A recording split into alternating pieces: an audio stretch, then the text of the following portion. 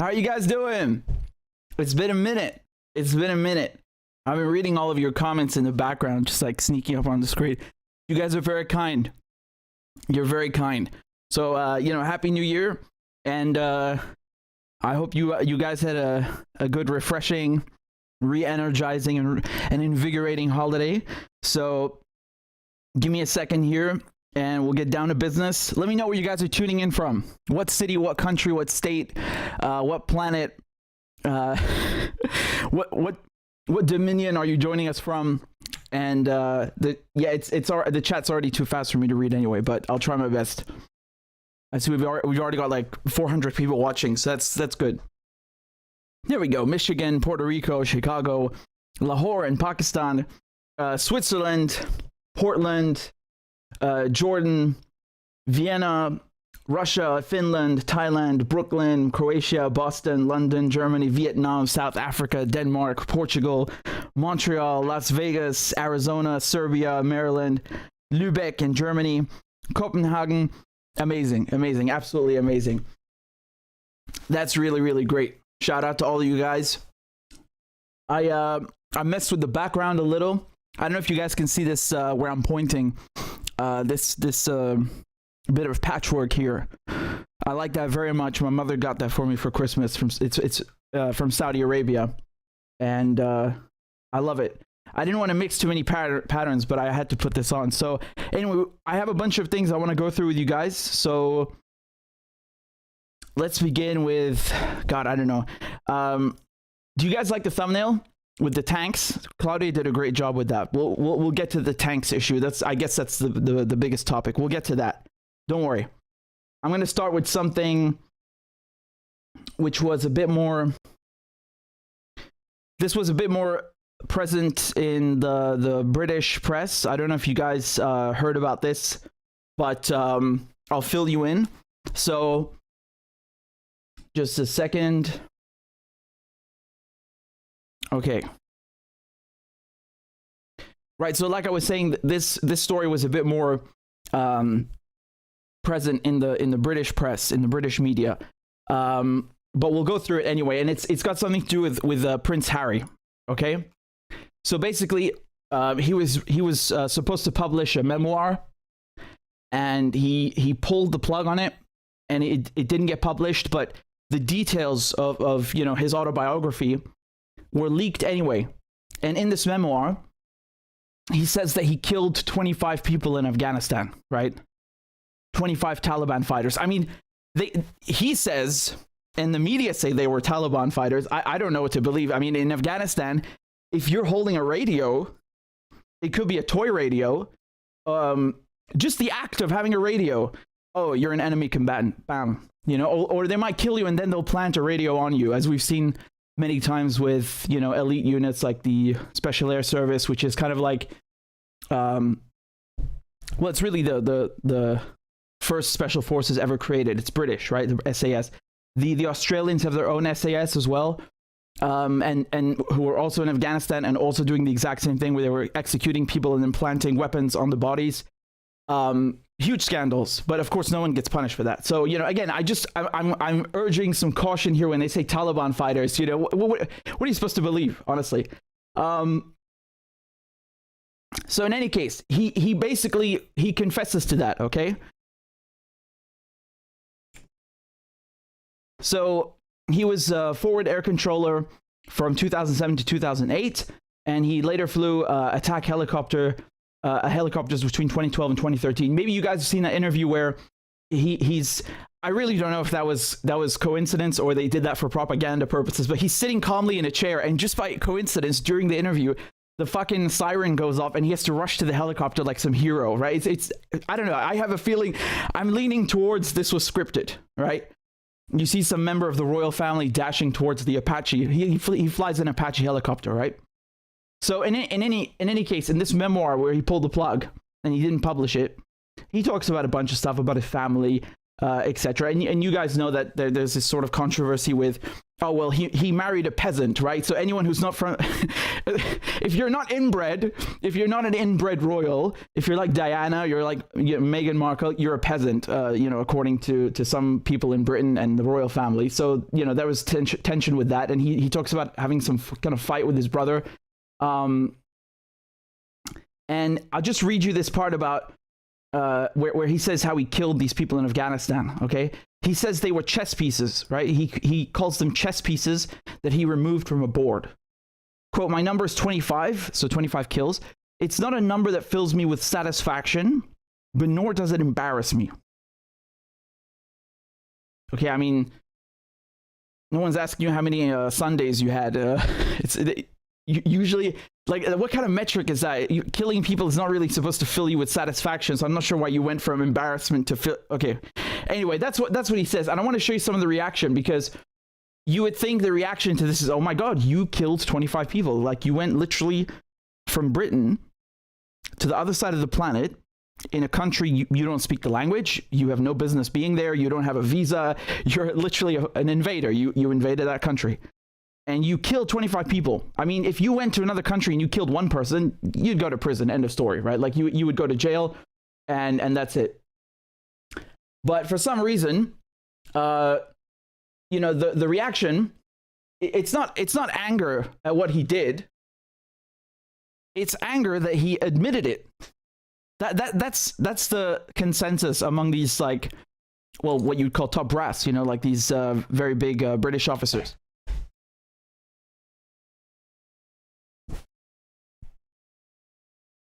So let me read to you from this, okay? This is from The Guardian. High-profile British veterans have criticized the Duke of Sussex, that's Prince Harry, right? You got to have the fancy titles in there. The Duke of Sussex claimed that he had killed 25 Taliban soldiers while serving with the British Army in Afghanistan, and warned the high-profile admission could increase the risk to his personal security. Now, that's actually the second part here about his personal security. That's actually reasonable, because that's true. I imagine, being a member of the royal family, you pay a lot for security, whether you like it or not. Well, let me fix that. The taxpayer pays for your security. This is a minute-to-minute consideration. It's not something you can just avoid. And yeah, it's stupid. I mean, just from a security standpoint, it's stupid that he said this. But, the reaction from other people in the army is that he shouldn't have said this, because, you're not supposed to. So they're not angry that he killed people. They're angry that he said that he killed people. And Tim Collins, I don't know if you guys know, I mean, I'd forgotten about him. I think he's... he gave some speech before the war in Iraq, and yeah, it says it here in the article. The retired Army veteran Colonel Tim Collins, best known for delivering a rousing speech before the start of the Iraq War in 2003, said the prince's kill count talk was crass, and quote, "We don't do notches on the rifle butt." I mean, I don't understand this guy's logic. I don't understand his logic.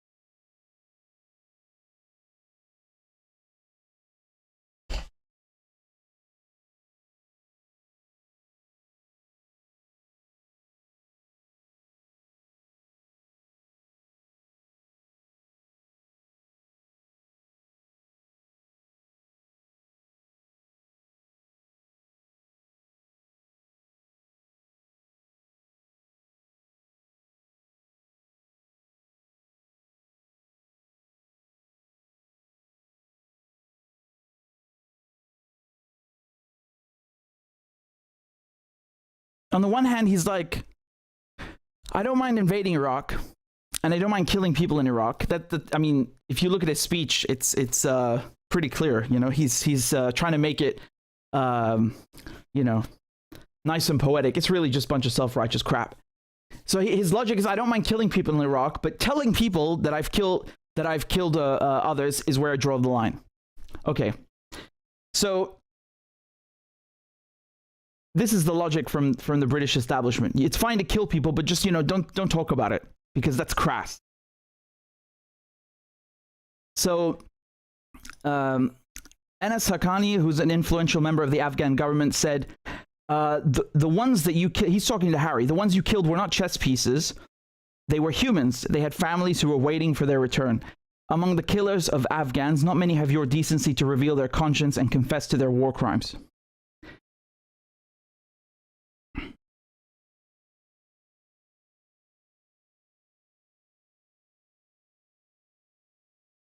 I mean, you guys tell me what you think, but I just find it funny that you know, they're mad at him for talking about it, but not for what he did. And once again, I'll just remind you that if you go to any country and you start murdering people there, and whatever you want to call them, you know, oh, they're Taliban, there's no justification that you can get away with. You will go to fucking jail, and that's it. End of story. Never mind 25 people. So, you know, it's very convenient to say they were all Taliban fighters, but it still doesn't you know, there's nothing redeeming about that. There's nothing redeeming about any of this war on terror stuff, you know, whether it's Prince Harry or somebody else. But I'll just say this. I appreciate the honesty at the very least. I just find it disgusting that he refers to people as chess pieces. They're not chess pieces. They're people who, whether you like their politics or not, they're inside their country. They didn't come to your country or you know, the US or the UK or whatever. They're inside their country. We are the aggressors, and you're murdering them for defending their country. That they're not chess pieces.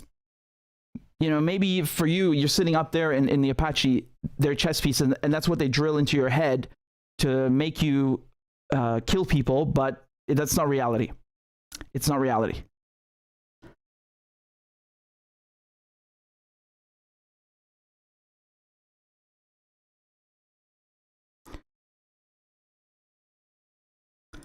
Let me show you something else. So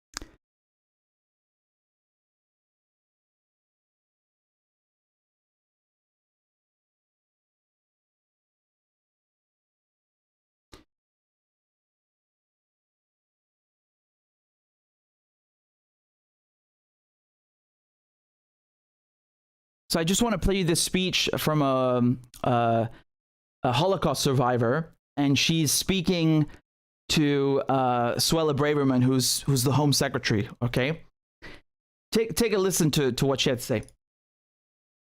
I am a child survivor of the Holocaust.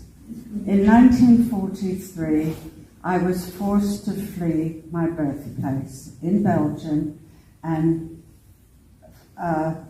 went across war-torn Europe and dangerous seas, until I finally was able to come to the UK in 1947. Now, when I hear you using words against refugees like swarms and an invasion, I am reminded of the language used to dehumanize and justify the murder of my family and millions others. Why do you find the need to use that kind of language? And I won't apologise for the language that I've used to demonstrate the scale of the problem. I think that I see my job as being honest with the British people and honest for the British people. I'm not going to shy away from difficult truths, nor am I going to conceal what is the reality that we are all watching. I see myself as your voice in government, your voice around the cabinet table, your voice at the Home Office. And I listen and hear what people here in Fareham tell me, and I cannot hide away from that. So I will, for not 1 minute, say that our track record on taking in people from Ukraine, taking in people from Hong Kong, Syria, Afghanistan, is about me. I'm incredibly proud of what the UK has done in recent years. Hundreds of thousands of people have found security, refuge, and friendship in the United Kingdom, and long may that tradition continue. So I have several points here. First of all, that was very well said by this woman, this Holocaust survivor who came from Belgium, and the language is exactly the same. There's no question about it, and it's not just the language. You know, you could still, you know, you could use other terminology, and if the policies don't change, it's just as bad. And she's not being honest. She says, "Oh, I'm not going to shy away from uncomfortable truths." You are a goddamn liar, woman. You and Priti Patel before you, both of these Home Secretaries, okay, Suella Braverman and Priti Patel. These are both of their parents, okay? Both their parents came to the United Kingdom, and under their own laws as Home Secretary, they themselves would not have been able to come to the UK, to be born in the UK, and to have a life there. So, like, the hypocrisy is so disgusting, you know, like, it's basically this attitude of, well, you know, I got what I wanted, I'm okay, I'm secure, I can live in the UK, I'm the Home Secretary now, I'm a minister, I'm in the cabinet, I'm very powerful in this country, now I'm going to shut the gates. Now I'm going to screw people that have literally nothing, that are so desperate they're, you know, risking drowning in the Channel or the Mediterranean Sea. And again, she's lying because if you want to come to the UK to begin an application for as an asylum seeker, right, to take refuge, that's a legal process, and you have to be in the UK on British soil to do it. And they don't let anyone, they don't provide any mechanism whatsoever to come to the UK and begin this legal application. So people have to resort to risking drowning. They have to resort to, you know, hiding in trucks or swimming across the Channel, if everyone's ever done that, you know, crossing the Channel, because of her policies, because she forces people into doing that, right? So you literally have no choice. You have to be in the UK to begin the application, but the British government doesn't let anyone come to begin the application. So people resort to drowning, to coming in illegally. I mean, again, I don't like saying that illegally. It's not illegal. It's literally a legal process. You must be in the UK to start the asylum seeker application. So it's a prerequisite of the fucking thing. So, you know, what are people supposed to do? Just teleport, you know, for 5 minutes, write down the form, and just get out of the UK? This is ridiculous. You know, so she's a liar, just like the one, you know, her predecessor, Priti Patel. She's extremely, you know, vulgar in her language, and you know, talks about people like they're about people, you know, who have literally nothing, about refugees like they're cattle or something. I mean, I would love to be. If you want to talk about swarms and invasions, why don't you talk about the British and American forces that created those refugees? That's a literal fucking invasion. Those are actual invaders. They have tanks, they have guns, they have weapons, ships, drones. They're literally destroying other countries and then creating these refugees. You are the fucking invader. You, the government, the British government, the American government. You're the invader. You're the illegal one. Okay?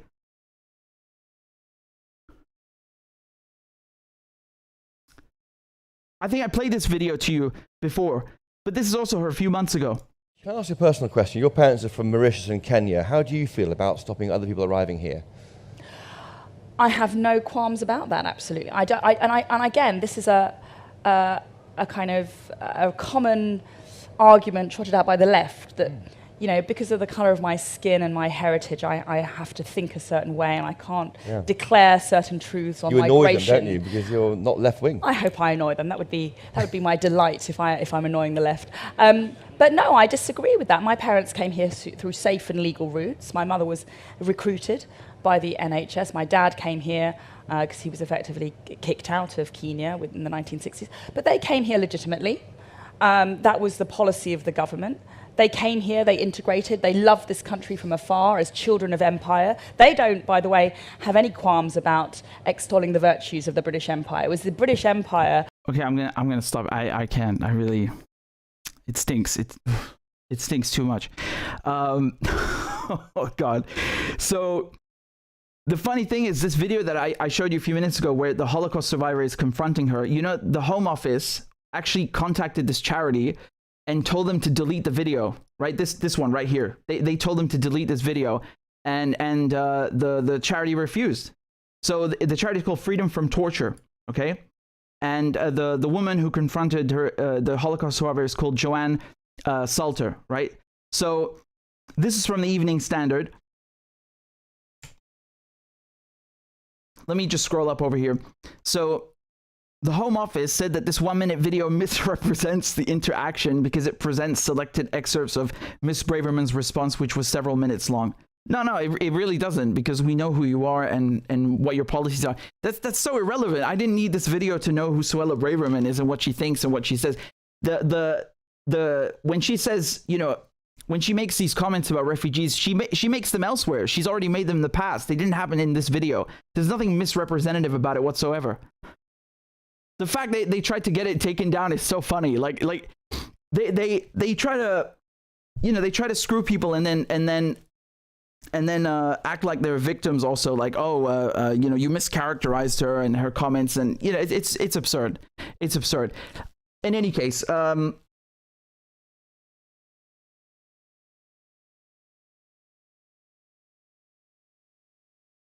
the shocking thing is that you have a refugee convention which was written in 1951, the UN Refugee Convention, and you know, one of the leaders on this convention was the UK, and all of the policies that they have now, they're basically spitting on you know, this convention of which the UK was a champion. And again, it's interesting because I would say, you know, in Europe, you can really see the difference between how Ukrainian refugees are treated and Syrian refugees.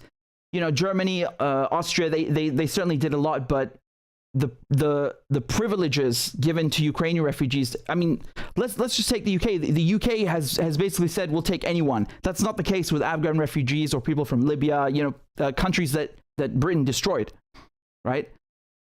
So, you know, these are countries where Britain has an even bigger responsibility to take in the refugees. It owes them. And of course, you know, giving some countries have also given Ukrainians like basically residency immediately. Syrian refugees did not get that. You know, they had to have the passports taken away, and then they you know, living in these cardboard boxes until they get the refugee passport. And you know, there's a disparity. There's definitely a disparity. And I remember in Heathrow, so I was in Heathrow a few months ago, and there was like a stand for welcoming Ukrainian refugees. Great, that's great, but there was none of this for Syrian refugees, right? So it's not just her; it's the entire government, and you know, it's not just the refugees; it's also how they've been open about supporting Ukraine, you know, to resist the Russians. But then when the Palestinians resist the Israelis or anybody else, oh, that's terrorism. Double standards, you know, it's double standards in terms of the support they lend militarily, politically, and then also in the support towards refugees.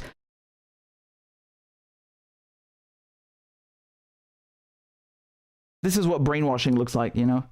Children of empire. God, how disgusting. Anyway, let's move on to the next thing. I want to talk about the tanks because that's the main issue right now. So let me explain what's going on.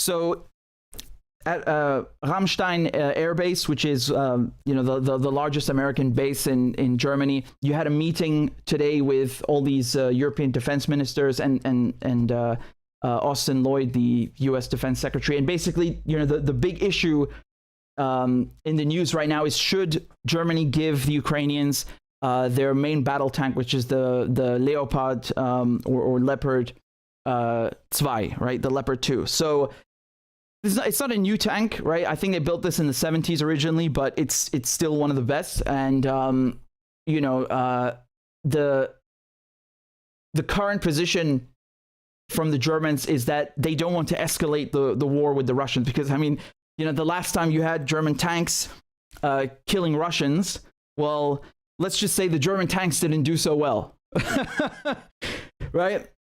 Remember, the Russians inflicted 80%, 8 with a 0, 80% of all German casualties in World War II. That is fucking colossal. That is colossal.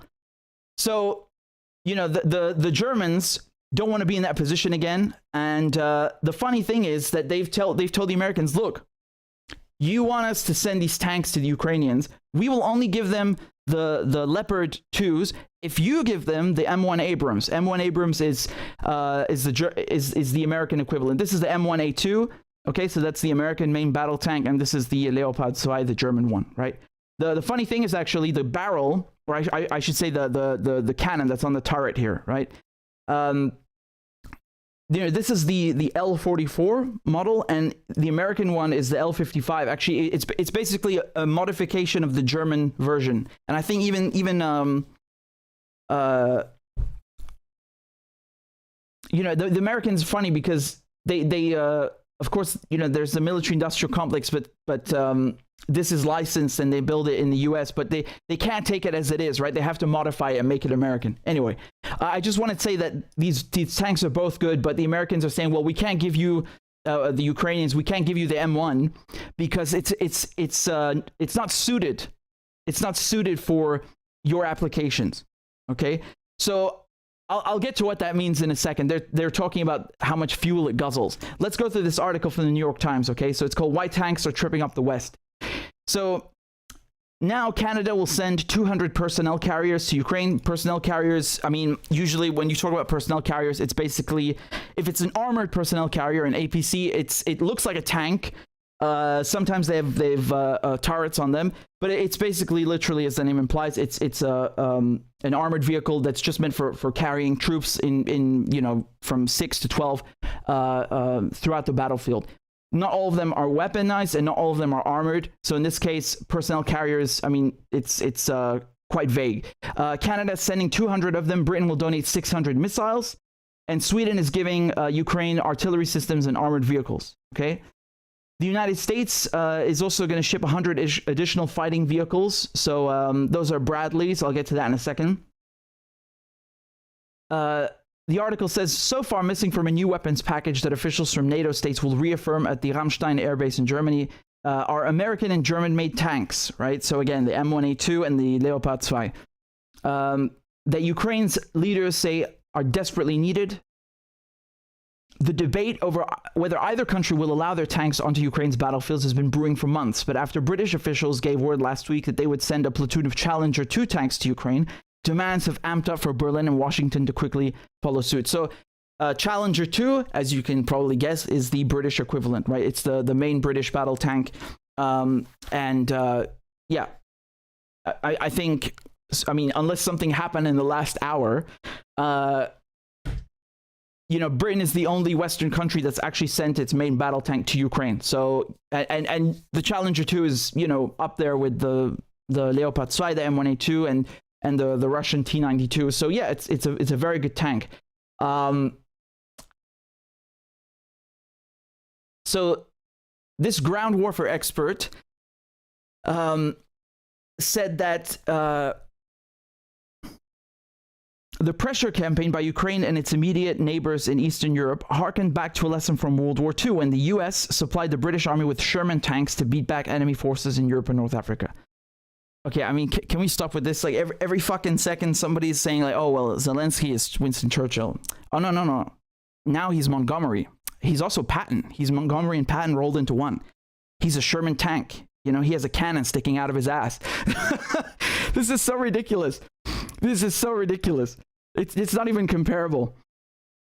So Ukraine's most senior military commander has said that his forces need about 300 Western tanks. Oh, is that all? Can I get you anything else? Would you like some nukes to go with that? Over the last year, NATO allies in Eastern Europe supplied Ukraine with Soviet-era and Russian-made tanks that have been ground down or destroyed in constant fighting. Okay, this is a very important sentence, and let's break this down. Soviet-era and Russian-made tanks. Now, Ukraine, having been a Soviet satellite state and part of the Soviet Union. It was part of Russia, and you know, all of its military personnel being trained on Russian tanks. What do you think they're going to do with American tanks or German tanks? They're not trained, which they are not trained to operate. Again, Ukrainians know how to operate Russian tanks. That's all they know how to operate. The Ukrainians only use Soviet stuff, right? Until the last couple of years and until now. This, you know, this is the first major influx of NATO weapons. And again, 2014, since then, yes, they've been training them. NATO's been training Ukrainian forces, but the influx of weapons and you know, I mean, Challenger tanks, this is brand new.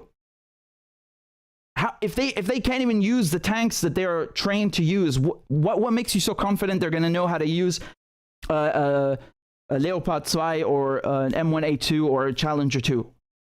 Man, people train on those things for fucking months and years.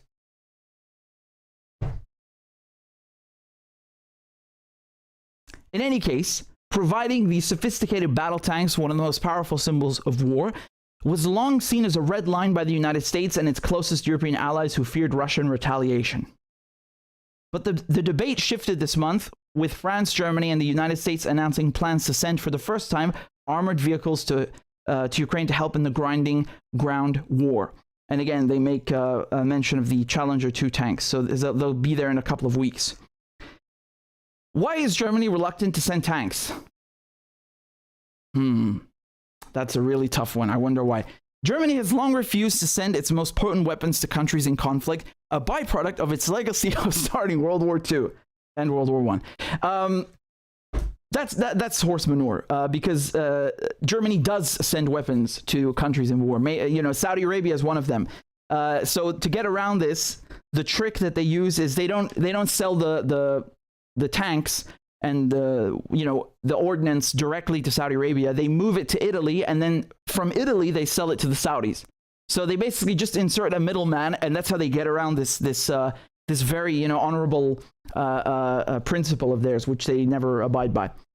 You know, if you go and you look up the Yemen war, I mean, you're going to see weapons from fucking everywhere. You know, the Canadians have been selling weapons and making money. Britain, the U.S., Australia, everyone.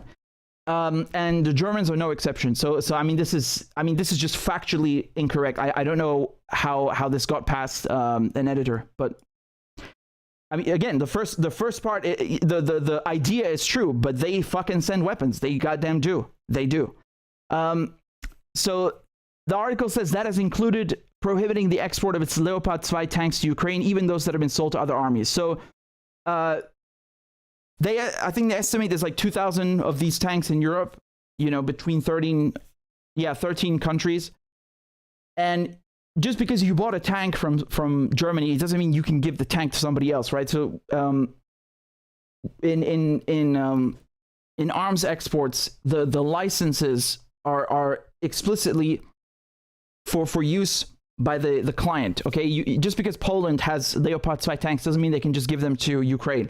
I mean, you know, practically, literally, I guess they could, but they never get any new ones from Germany, right? So you have countries in Europe that are saying, okay, well, if Germany won't give the Leopard 2 tanks to Ukraine, we'll give them. We'll give them from our own stockpile.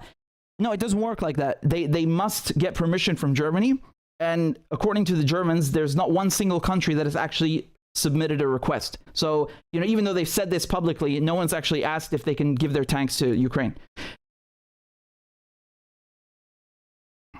So the Chancellor Olaf Scholz has repeatedly said that he would not go it alone when it comes to sending weapons into Ukraine, and he would only act in concert with allies. So again, this goes back to we're only giving them tanks if you give them tanks, right?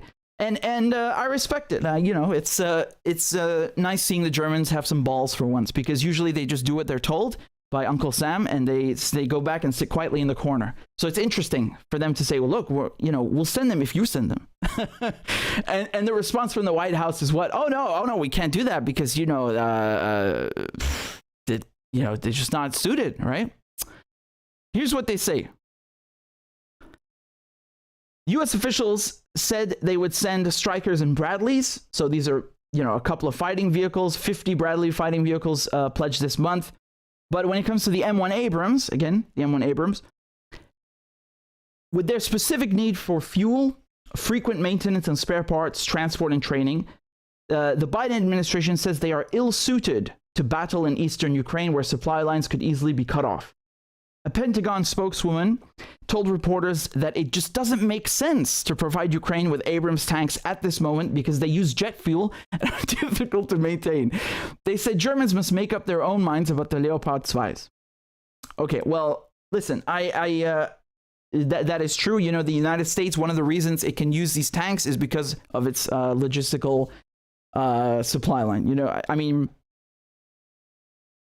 logistics is really the most difficult part of running any army in history, and it's always been like that. And because the Americans have so many bases, because of the petrodollar, because of, you know, the way they run the world, they're able to maintain these tanks. Sure. And Ukraine, I guess, unless they hand over their supply line to Ukraine, which I doubt they're going to do, perhaps it's unrealistic. And yes, the Leopard 2 is better suited.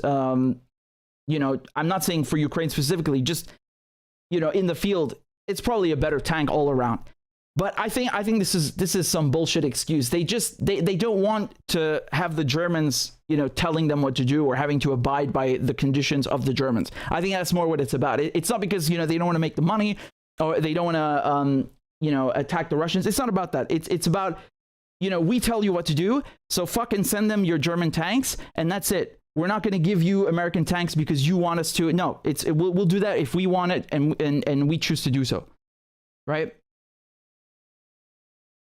So here they go on to say, the New York Times, more broadly, officials worry that American tanks would be seen as a sign of escalation by the United States, a risky step for a global superpower that is trying to avoid a broader conflict. Really? You think so, huh? So, you know, those HIMARS that you gave the Ukrainians, you know, all that training, the coup, you know, the sanctions, that's not an escalation. It's the M1A2 that's the escalation. Wow, who would have thought? Who would have thunk it, right? Who would have thought this was the red line right here? This little piece of this tin can coffin. Who would have thought? Interesting. I mean, do you guys believe this? It's definitely an escalation, don't get me wrong, but we've been saying this, you know, a year ago. Every single thing you do extra is an escalation. I mean, you know, no one is complaining about Bradleys, surely, right? It's the risk of nuclear war, I think, is much more serious than an M1A2. And yet they don't seem to mention that. Weird. Let me show you some of the videos. So here's Lloyd Austin, so the U.S. Defense Secretary, speaking at Rammstein today. We're also pushing hard to meet Ukraine's requirements for tanks and other armored vehicles. The UK has announced a significant donation of Challenger 2 tanks for Ukraine. And this is the first introduction of Western main battle tanks into Ukraine. I also commend our British allies for making this decision. And Sweden announced it's donating CV-90 infantry fighting vehicles and an additional donation. That came out so bitter, and I thank our British allies. I think what's going on in Whitehall is, you know, as usual, you have these people running around Westminster and Whitehall with these raging hard-ons about bringing back the British Empire, and so, you know, even though it's public, you know, in an attempt to protrude, no pun intended, and have Britain in the forefront, they're like, fuck it, we'll give them the tanks. Take the Challengers. Take our tanks, please. We beg you, take our tanks. Here, let me show you the Germans, okay? I'll show you Zelensky and then the Germans. The war started by Russia does not allow delays. And I can thank you hundreds of times, and it will be absolutely just and fair given all that we have already done. But hundreds of thank you are not hundreds of tanks. All of us can use thousands of wars in That's not true.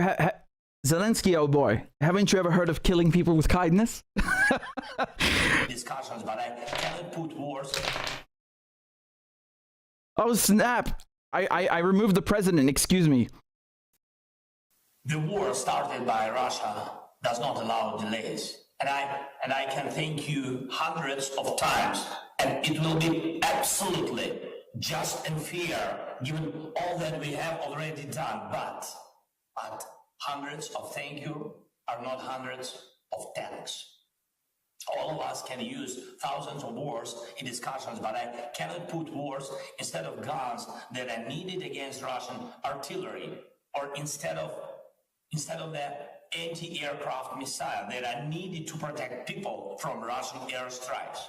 And I'm truly grateful to all of you for the weapons you have provided. Every unit helps to save our people from terror, but time remains a Russian weapon. We have to speed up. The war. Yeah. You know, Slava Ukraine and stuff. So here's the German defense minister who I'm not kidding. He literally got this job like yesterday. I think in like a few hours before the meeting. So yeah,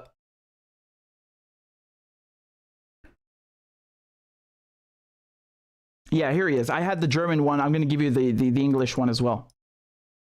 Ich jedenfalls nicht. Sie wissen warum. We are not really hesitating. We are just very carefully in balance and all the pros and contras. We are not talking just about delivering anything to anybody. This is a new kind of measure we would choose, and so we have to be carefully, because we have a duty to look carefully. If you buy a Leopard 2, a mock-up of Arnold Schwarzenegger comes with it too. And intensively on what might be the consequences for anybody in that conflict. We will make our decisions as soon as possible, and as I already mentioned, we support Ukraine in a very, very big measure, and we will continue doing this.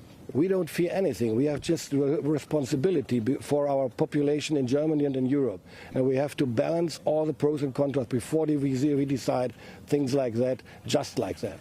This is nothing else. And I'm very sure that there will be a decision in the short term, but I don't know why, and I don't know how the decision will look. Priorität Nummer 1 ist Luftverteidigung, Luftverteidigung, Luftverteidigung.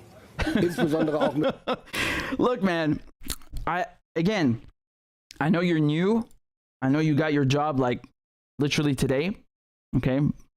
But his name is Boris, what's again? Pistorius, I think, yeah.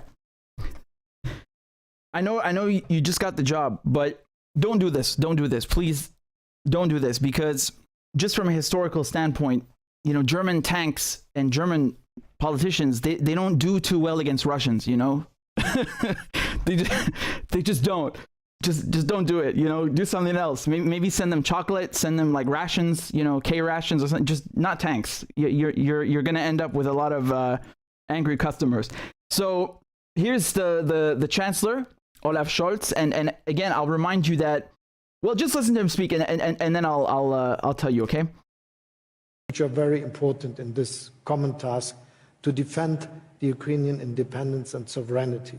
As I said in my speech, we will continue to do this as long as necessary.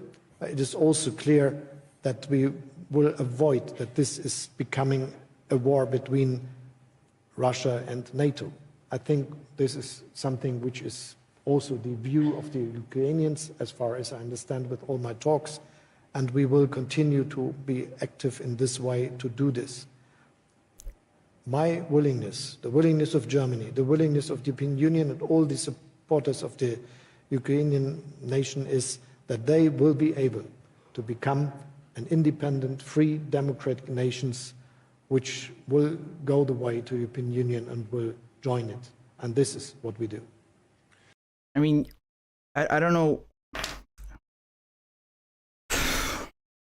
I mean, Germany's been occupied by the U.S. for like 70 years, so I don't know what he means with, you know, democratic and free. But okay, I'll just remind you, with Scholz a few months ago, there was this controversy about, again, tanks, right? Not Leopard 2s. They were much older and crappier, but nevertheless tanks. And he was saying, I don't want to send these armored vehicles to the Ukrainians because same thing, it will escalate with Russia. And he was taking hits left and right, and then eventually, after a couple of days, he gave in. So, again, I'm not trying to make any predictions or something, but I don't know how long this guy's gonna last, because the calls for Germany to send the tanks from inside the Reichstag, sorry, Bundestag now. It's coming from literally left and right, literally. Okay, you got everybody, the majority of them saying, yeah, we should send it to them. But if you look at opinion polls, as it said in the New York Times, in the among the German population, they support Ukraine, but they don't agree with sending them armored vehicles because it represents an escalation. I mean, look, that's obviously true. It's obviously correct. Tanks are a very potent symbol of war. These German tanks are also very effective. It depends, of course, if the Ukrainians are well trained and have the time to train, enough to make them effective on the battlefield. But I'm confused, because there are many other things that have already happened where, anyone with half a brain was looking at this and saying, why are you escalating with Russia? This is dangerous. And there wasn't even a debate about that. Sanctions is one form of this escalation. Blowing up Nord Stream 2. I mean, no one even talks about that anymore. That's not something that happened in space or inside Russia, or it happened in the, not soil, but the economic exclusive zone of Denmark, Sweden, Germany. So it does concern them. It's on their soil, technically speaking. They don't give a shit. Like, you don't even hear about it in the news anymore. Someone fucking blew up a pipeline, too, actually, right?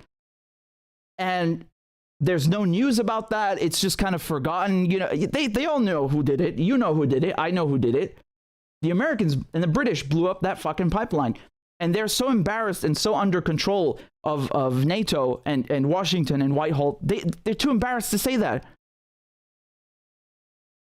So once again, I'm glad they're concerned with, not escalating with Russia, but you're already doing that, and you've been doing that for many years. The coup, 2014, the sanctions, the pipeline, the HIMARS, right? So again, I know they didn't give them the long range ones, but still, it's a complex weapon system.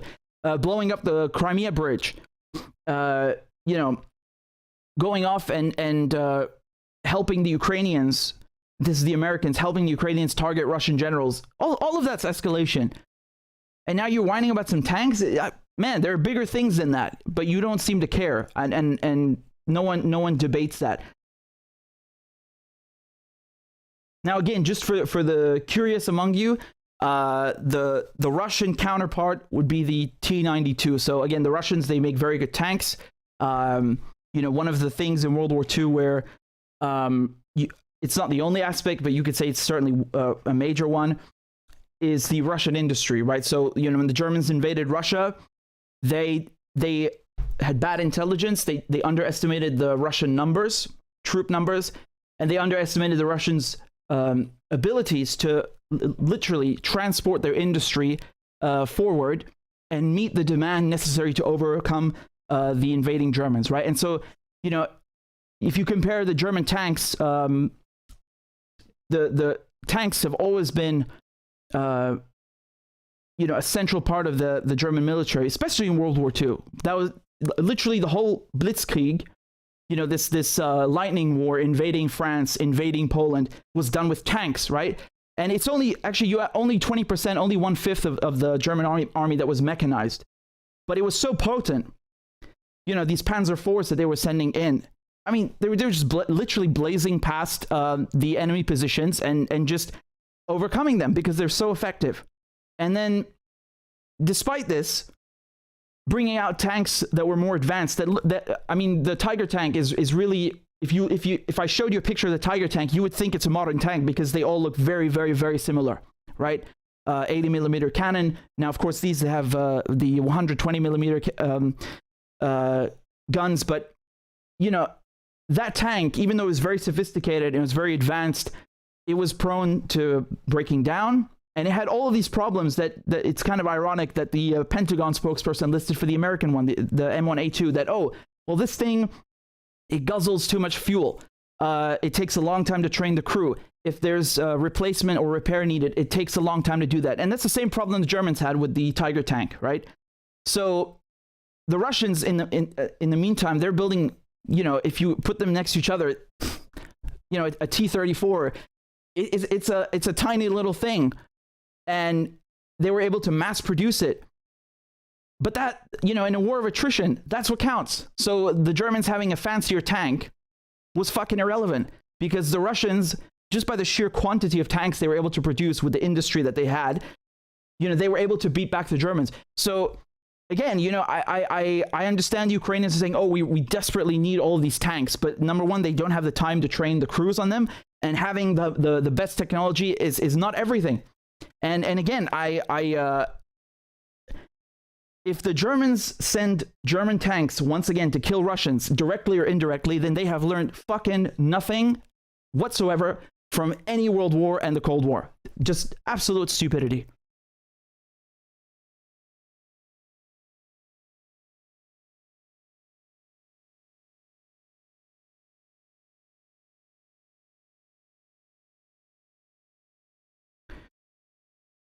Okay, let me show you. I see we've got 1,200 people watching. So again, thank you all for tuning in, and please make sure you've hit the like button. Let me move on to the next topic. So this is crazy. I mean, I wanna tell you what's been going on in France. Okay.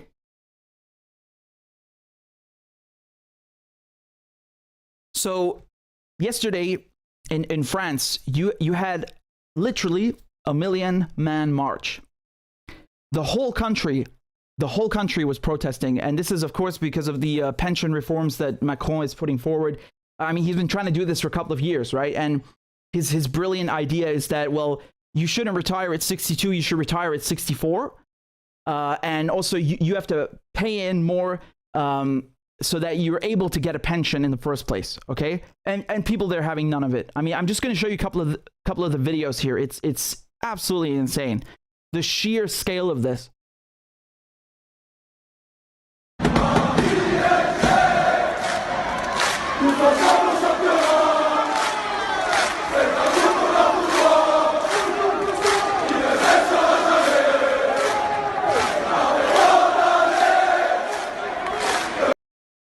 Here's more.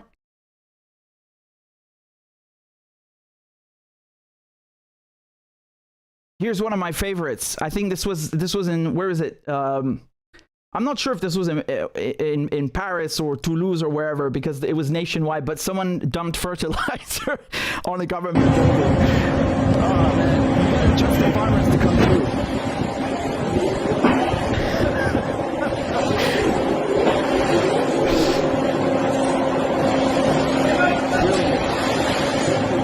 Here's people protesting against NATO also. So if I'm not mistaken, this is in Paris. This is l'Élysée, where you know, so basically the French White House.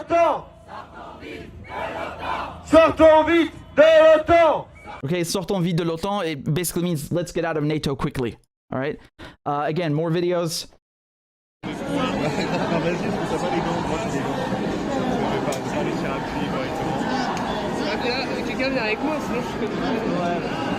This is Paris.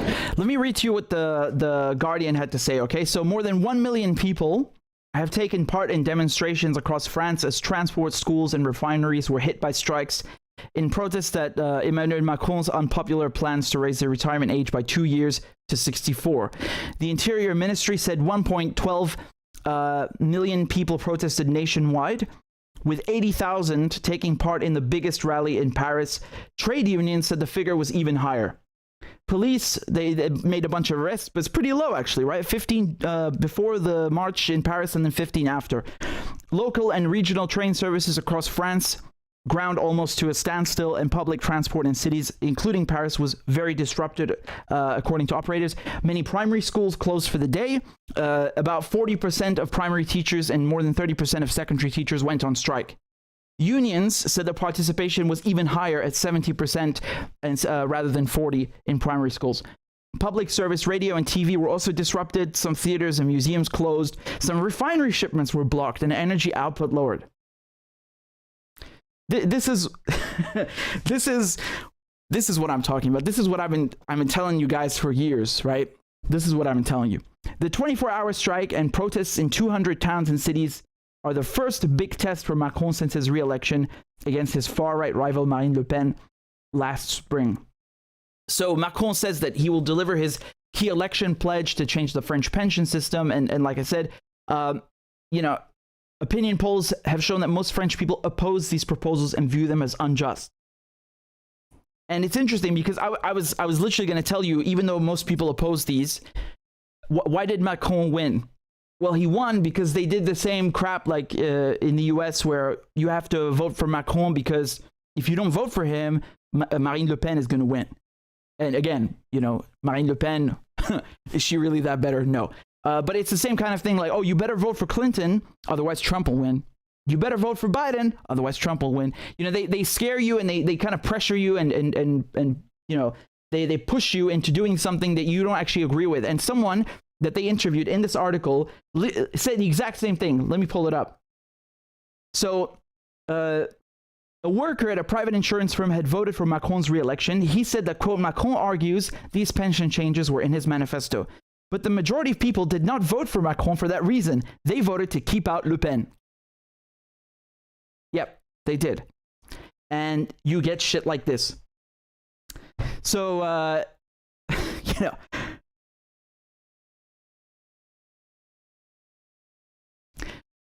Macron remains conscious of the legacy of the Gilets jaunes, which is the Yellow Vest movement, the anti-government protest movement that erupted in 2018 from the ground up without trade union leadership, taking the government by surprise. It's uncertain whether the anger at pension change and the cost of living could swell the current protests.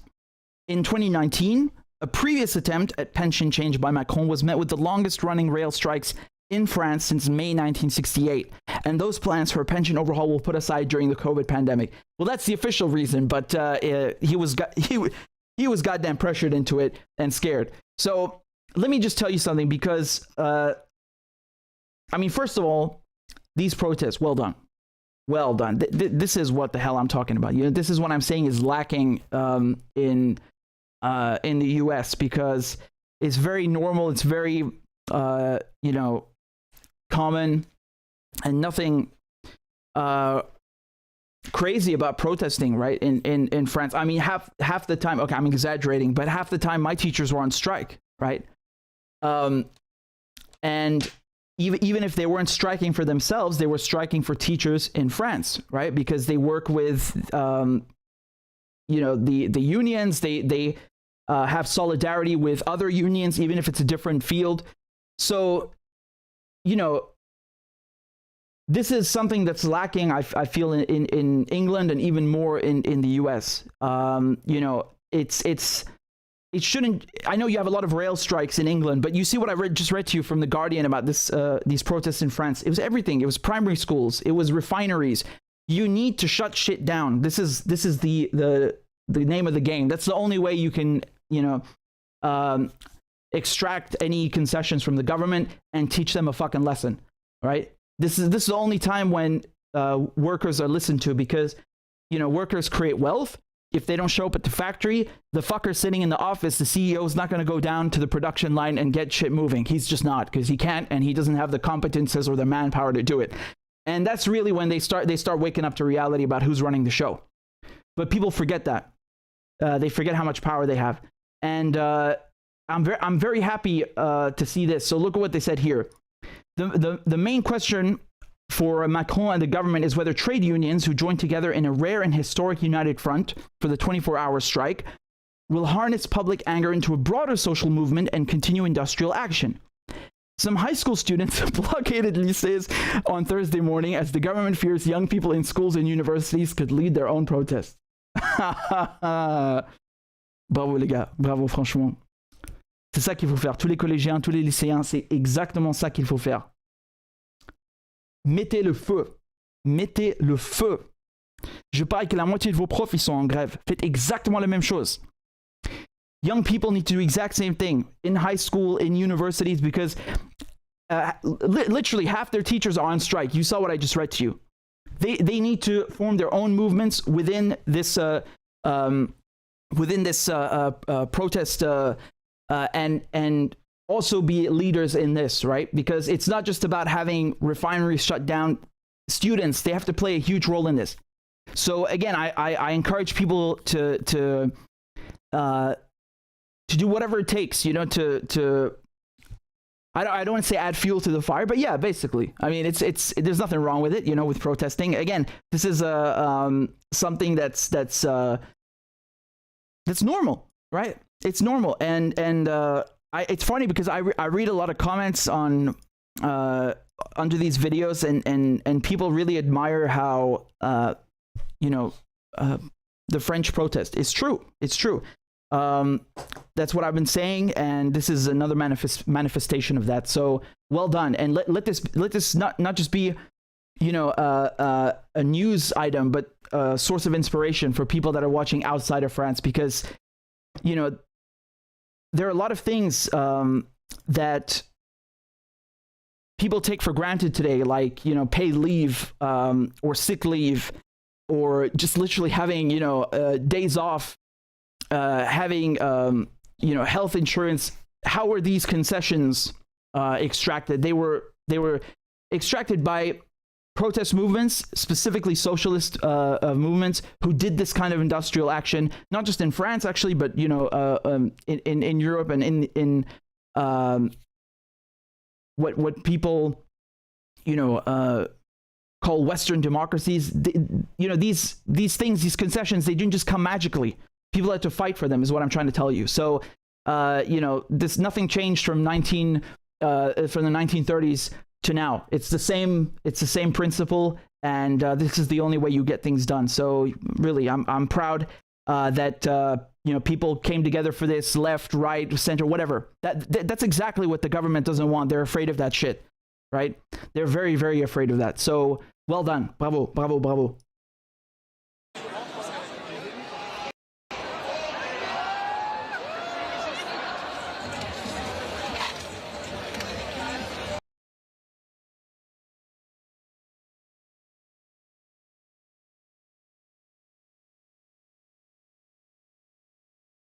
Let me show you something else. Speaking of what's happening in France, I mean,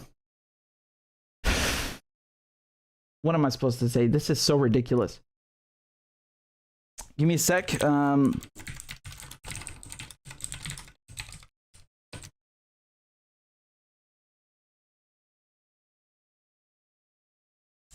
Okay, so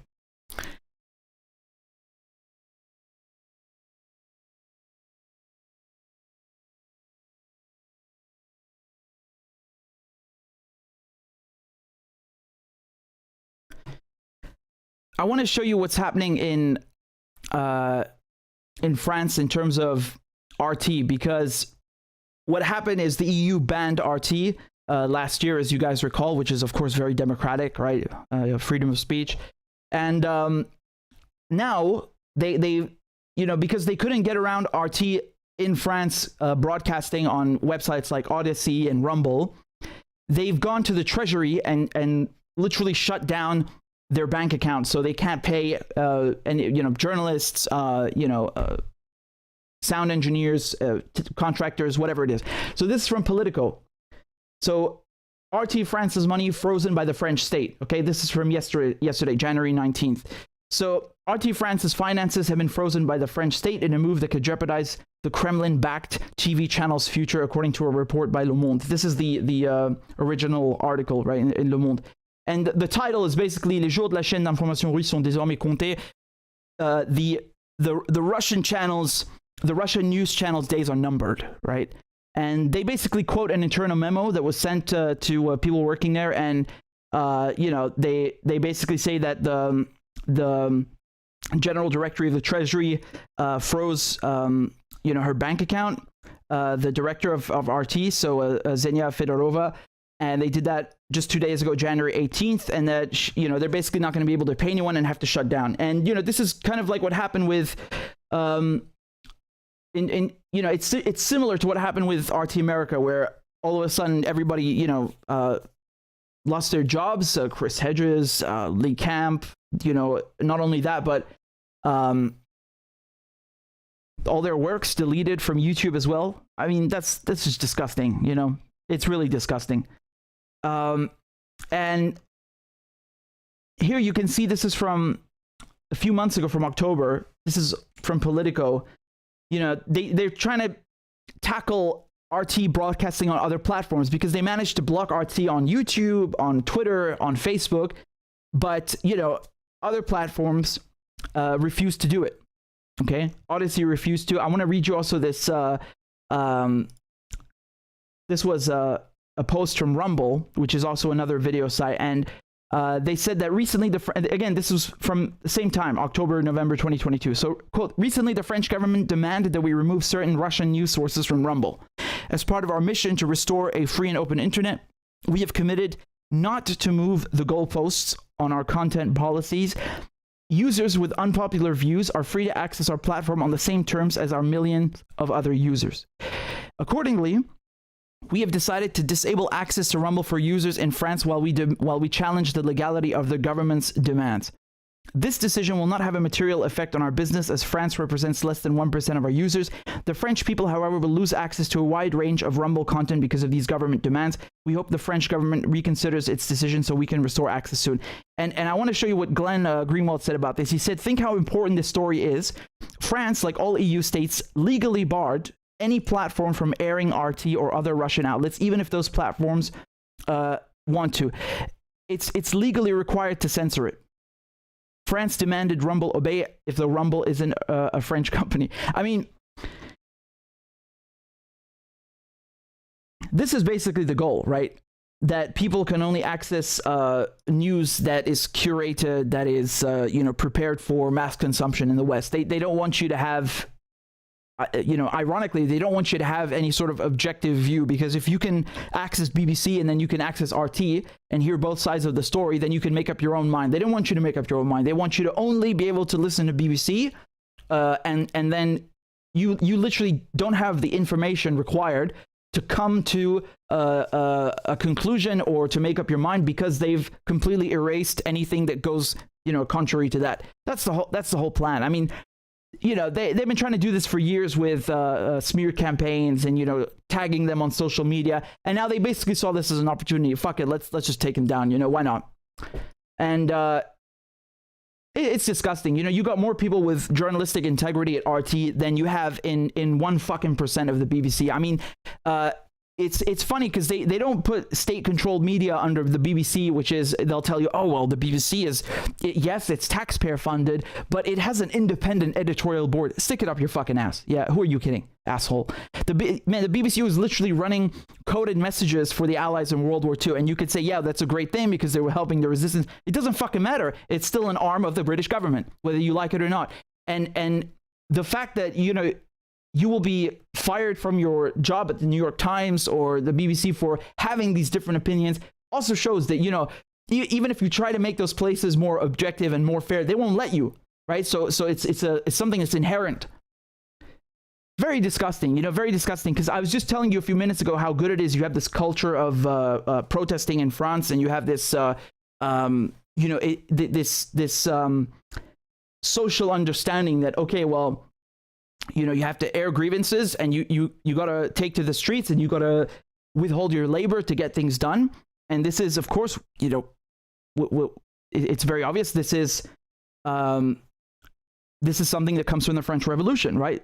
It's part of the mentality, the French mentality. One of the other things that is supposed to be part of it as well, right? Liberté, égalité, fraternité, is freedom of speech, right?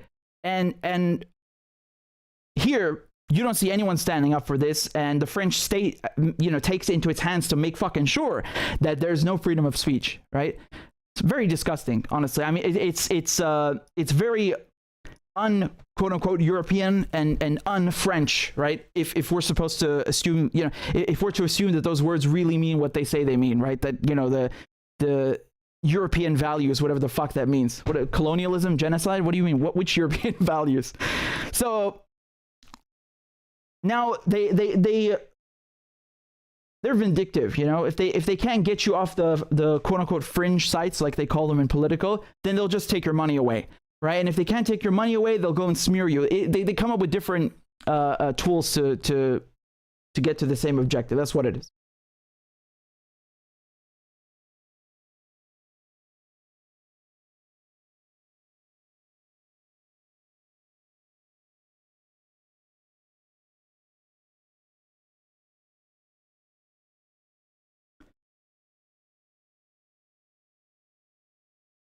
All right, let me show you something with I've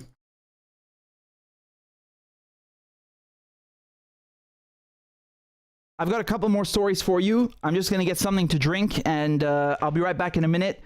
I see most of you guys have hit the like button, so that's really good. That's really good. Let me just read some of your super chats, because you guys were kind enough to send them in. So let me just read those quickly before we get something to drink. And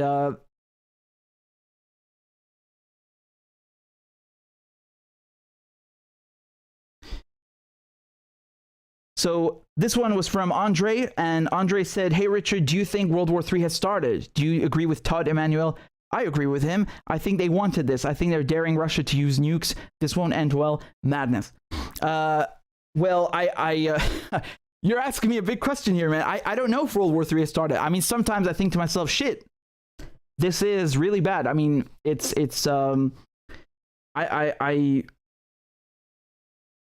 even during the Cold War, you didn't have these sanctions against Russia, you know, an oil embargo, and oil embargoes, you know, piss people off.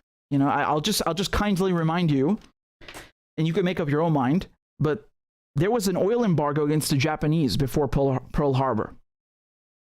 So, you know, oil embargoes make people fucking angry, and that's not to mention the coup in Ukraine and everything else, right?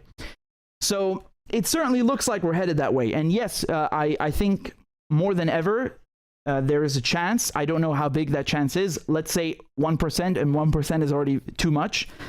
Even if it's just 1%, yes, I think you know, this could very well turn into a world war if it hasn't already. You know, frankly, it has all the characteristics, right? And you have world wars that started over much less. Nuno Fernandez says thank you. Tony says cheers. Momo says welcome to World War. Well, there you have it for Momo. We're in the World War. Michael Jurek sent a sticker. Thank you, Michael. Felix says, where have you been? Well, I got all sorts of weird emails from people like, Richard, are you alive? Richard, are you okay? Did the Israelis capture you? You know, and also all sorts of funny things. Well, you know, we were just chilling, man, during the World War. I'm glad I didn't miss anything. I was afraid that, you know, they would like they'd finish without me. But thankfully, you know, we got through the World Cup and Christmas and New Year, and the war's still going. Actually, there was an armistice, or supposed to be some kind of ceasefire during Christmas. But I think the Russians, when I say Christmas, I don't mean 25th. You know, in Russia and Ukraine, they celebrate on the 6th and the 7th of January because they're Orthodox Christian, or in Armenia as well. So the Russians wanted a 24-hour ceasefire, and the Ukrainians basically said, no, screw you. Anyway, let's get something to drink, and we'll be back in a minute. Don't go anywhere. And again, we got a lot of things to cover. I am once again asking for your financial support. A is for all men and women created by go. You know the thing. B is for I'm beginning to see why your wife left you. C is for Corn Pop was a bad dude, and he ran a bunch of bad boys. D is for Don't worry, I'm so serious. Children, I love to hear them. E is for An excuse to walk by the dealer and say, no, I'm not going to be a mule. I got something to do. I got to go do boom, boom, boom. F is for Friend, time friend, and she's a friend. She's been my friend in and out of public life. G is for Go to Joe 30330. H is for Hairy legs that turn blonde in the sun, and the kids used to come up and reach in the pool and rub my leg down. I is for I'm a Democratic candidate for the United States Senate. J is for Just look at the record. I have President Biden, Vice President Biden. Well, I tell you what, if you look at my record and you still doubt about my commitment, then you should vote for somebody else. K is for Kids jumping on my lap, and I've loved kids jumping on my lap. L is for The lion, dog, face, pony soldier. M is for Make sure the television, make sure you have the record player on at night, the phone. Make sure the kids hear work. N is for NATO. O is for The only African American woman that's ever been elected to the United States Senate. P is for Poor kids are just as bright and just as talented as white kids. R is for Rest her soul, and although she's your mom's still alive. S is for Send a text to the word united. T is for Truth over facts. U is for Union workers, the UAW took incredible cuts in their future. V is for I'll vote for somebody else. All right, thanks so much. W is for Wait, you're getting nervous, man. Calm down. It's okay. X is for Xi Jinping. Y is for And you ain't black. I am once again asking for your financial support. A is for All men and women created by you know the thing. B is for I'm beginning to see why your wife left you.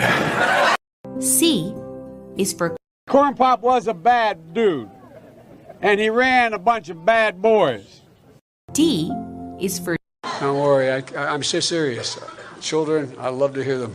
E is for An excuse to walk by the dealer and say, no, I'm not going to be a mule. I got something to do. I got to go do boom, boom, boom. F is for Friend, time friend, and she's a friend. She's been my friend in and out of public life. G is for Go to Joe 30330. H is for Hairy legs that turn blonde in the sun, and the kids used to come up and reach in the pool and rub my leg down. I is for I'm a Democratic candidate for the United States Senate.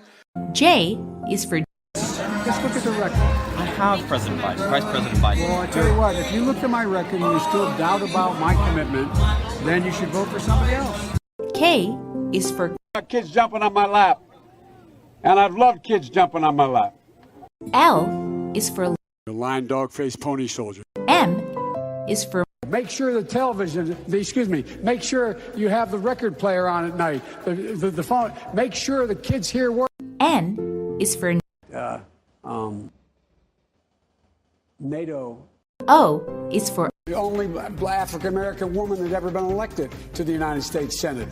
P is for Poor kids are just as bright and just as talented as white kids. R is for Rest her soul, and although your mom's still alive. S is for Send a text to the word united.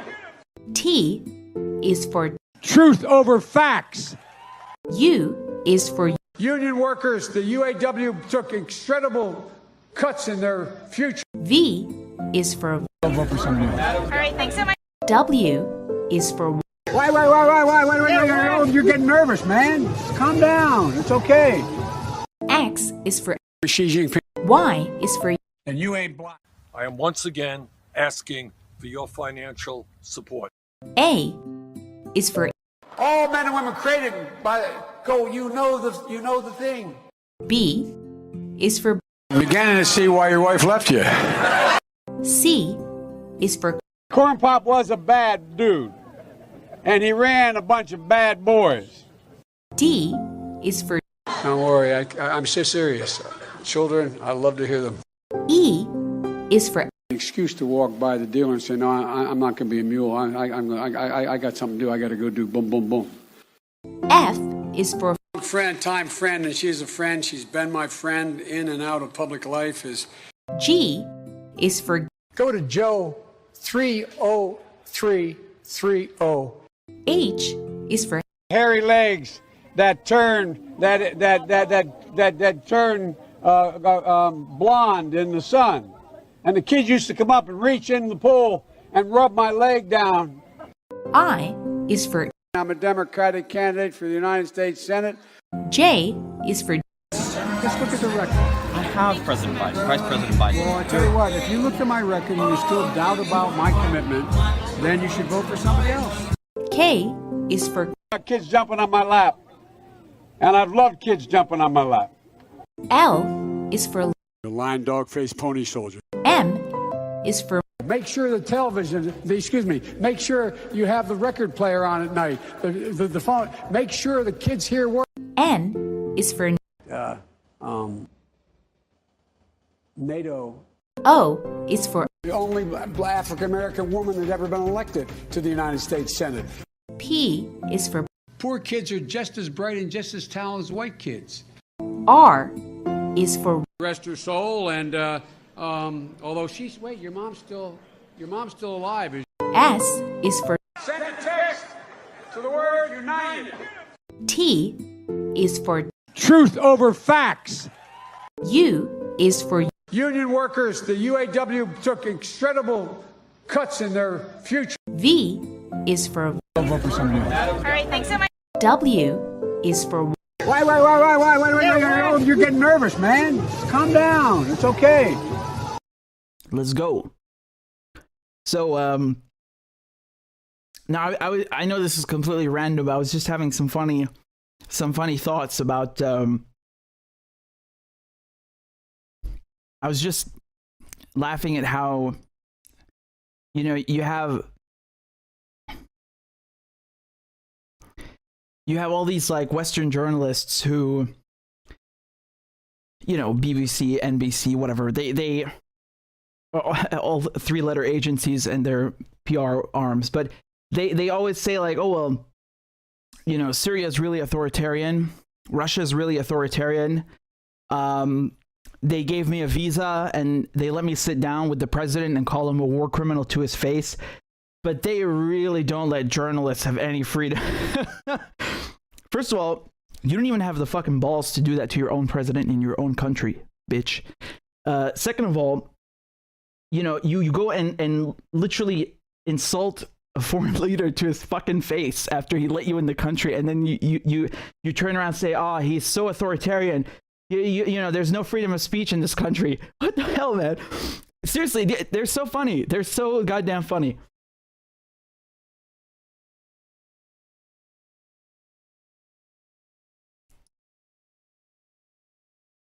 Okay, here's something else I wanted to go through with you. So let me see if you can read this properly. I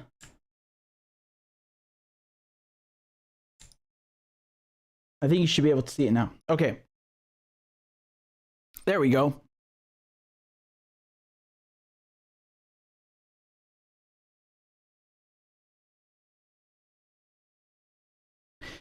So let's talk about Syria and Iran, okay? This is from January 11th, okay? It's in the Times of Israel, and they say Iran steps up air defense deployment in Syria in bid to curb Israeli strikes. So, unnamed intelligence sources tell Newsweek that Israel has struck at least 7 targets related to the network over the past 2 years and killed 10 Iranians. So they say Iran has invested millions of dollars in an effort to ramp up the deployment of an advanced air defense network in Syria amid repeated attempts by Israel to target Iranian sites and shipments of weapons to its regional proxies. They love this word, their regional proxies. What does that mean? They have a hamburger chain in Syria? It's an armed militant group? What is it? So citing an unnamed intelligence source from a nation allied with the US, I wonder who that could be. Newsweek reported that Iran over the past years has been promoting the deployment of aerial defense capabilities on its behalf in Syria at a cost of tens of millions of dollars in order to deal with the Israeli airstrikes. Yeah. What else did you think they were going to do? They're going to throw darts at you when you they're going to put advanced warning systems in place, and whatever SAMs they can muster from the Russians. I'm struggling to see the because obviously it's very newsworthy, but they make it out to seem like it's some kind of elaborate shady scheme, like they're running some kind of like underground drug ring or something. I mean, yeah, no shit. You're bombing Syria every week, so obviously Syria is going to get help. And the Russians, I mean, look, here's the deal with the Russians. Very weird. The Russians, they have ties with Israel. Actually, the Russia was the first country in the world to recognize Israel in May 1948. So, and you have a lot of Russian Jews who went to Israel. So Russia obviously has an important relationship with Israel, but it also has an important relationship with Syria. And Russia, as you guys know, went into Syria to help Bashar al-Assad and basically, I mean, take your pick, right? How many groups and countries are in there? Turkey, Saudi Arabia, Al-Qaeda. So logically, you would think, well, of course, if Russia is supporting Syria, they'll give them S-400s and S-300s. These are the most advanced Russian surface-to-air missiles for shooting down aircraft, right? Now, obviously, that's not the case, because every single week, basically, the Israelis come in, they bomb Quneitra, which is to the south. They bomb Damascus itself, or they bomb Latakia, which is on the Mediterranean. And the Russians don't do anything. And, I've basically chalked that up to, okay, well, the Russians don't want to be caught between the two. And they're already dealing with one threat, which is Al-Qaeda, which is this whole war against Syria. So that's one front. But again, Israel's definitely a belligerent in that war. And they've helped Al-Qaeda. It's not even a secret. But that's probably why they don't want to shoot down Israeli jets, because it will turn one problem into a much bigger problem. Iran, on the other hand, doesn't have this issue. Iran does not have ties with Israel. Iran doesn't give a shit about Israel. Actually, Israel is a threat to Iran because, ever since the revolution, they gave the Israeli embassy to the Palestinians in Tehran, to the PLO.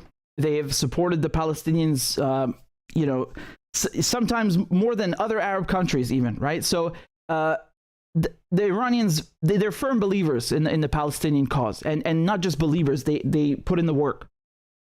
So Iran does not have this tightrope to walk, and Iran, having helped Syria against the same threat alongside Russia and Hezbollah, obviously they're going to help Syria because Israel is not. It's not just about, oh, we like the Syrians. It's about, if we don't deal with this now, it might hurt us as well later. Because, I mean, the Israelis already, as it is, they are, every couple of years they'll go assassinate some Iranian scientist. You guys know, like between 2010, 2012, so this is under Obama, I think they killed 4 Iranian scientists, right? They assassinated them not long ago, 2019, November 2019.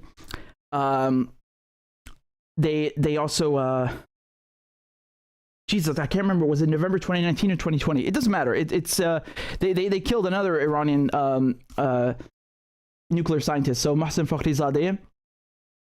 And then, of course, they pushed Trump to kill Soleimani, etc., etc. So I fail to see the kind of the shadiness, the suspicious nature they're trying to attribute to this whole story. What's so special about that? I mean, yes, it's definitely newsworthy, absolutely, but they make it out to seem like it's Israel that's the victim, and Israel is justified in continuously bombing Syria because of Iran. No, Iran is in Syria because of Israel.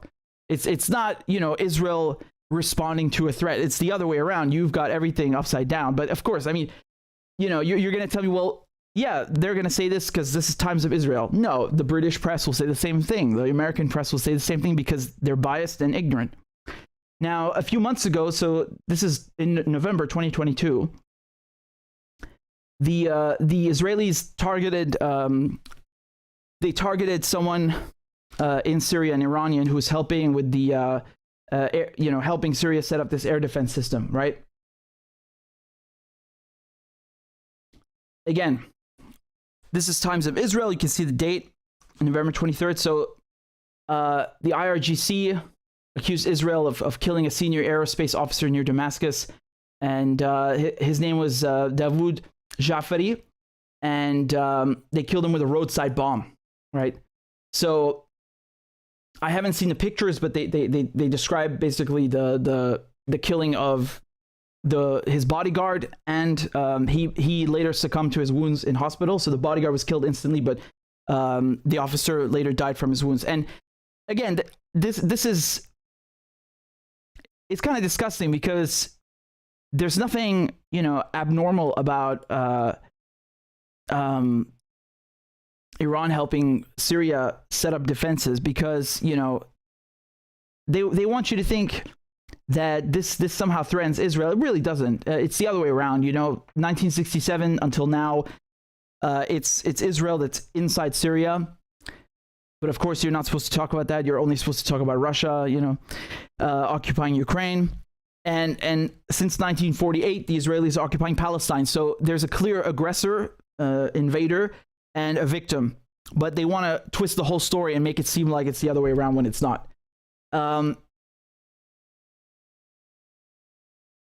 Here you can see also Jerusalem Post. They're saying that the Damascus airport was being used for transporting weapons, and that's why they had to destroy it completely. They always come up with justifications.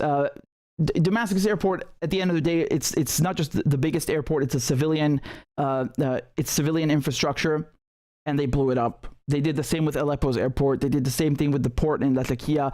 They just find excuses to act like bullies. That's really what it is.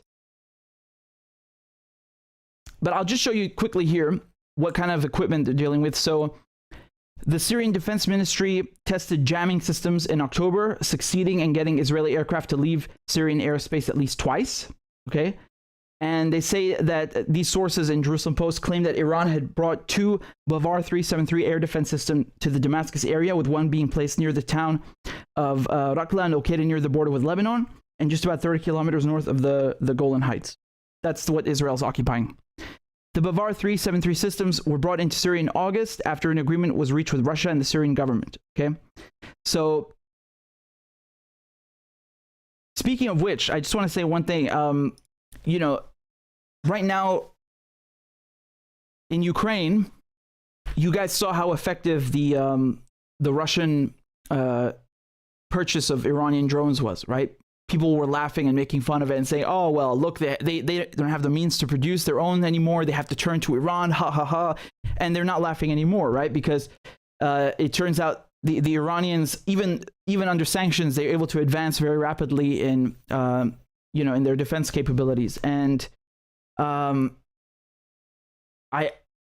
know it's equally true for air defense, because the reality of the situation, not just sanctions, but constantly being under threat from the U.S., from Israel. They basically had to adapt to it, and so I don't know what the Russians are doing in Syria in terms of air defense, but basically not much, right? I get it on a foreign relations level, why they don't want to shoot down Israeli jets for Syria. They're already doing, they're already sticking out their neck enough. But,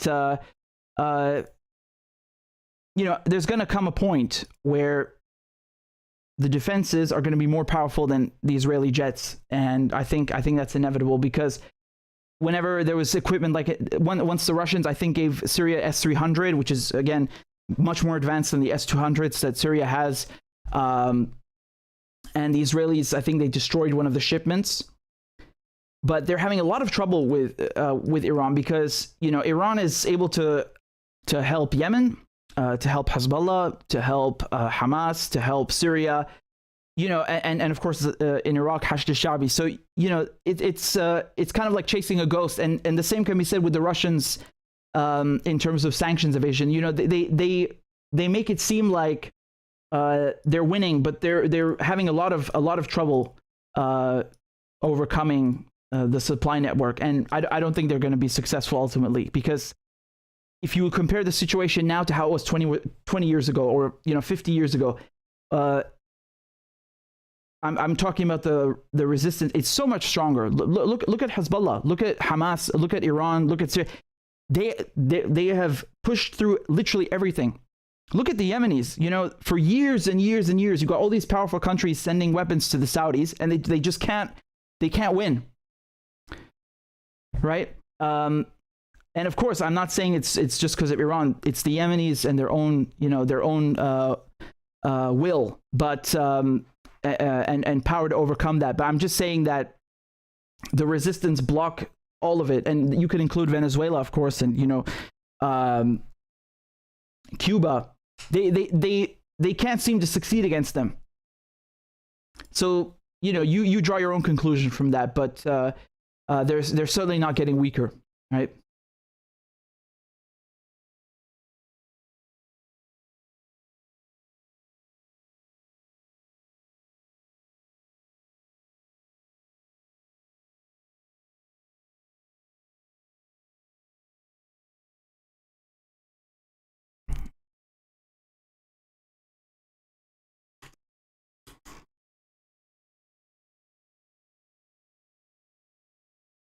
So I know I've been covering this, the gas and oil issue with you guys for quite a while in terms of Russia and the Ukraine war, and something very interesting here happened today. So you have a oil supply deal that's been finalized between the Russians and Pakistan, right? So let's go through this quickly, okay? So Russia said today that it reached conceptual agreements with Pakistan on the supply of crude oil and petroleum products. And here's the important part. The payments will be made in currencies of friendly countries, meaning not US dollars. So the Russian energy minister, he went to Islamabad, and here's a short video for you guys.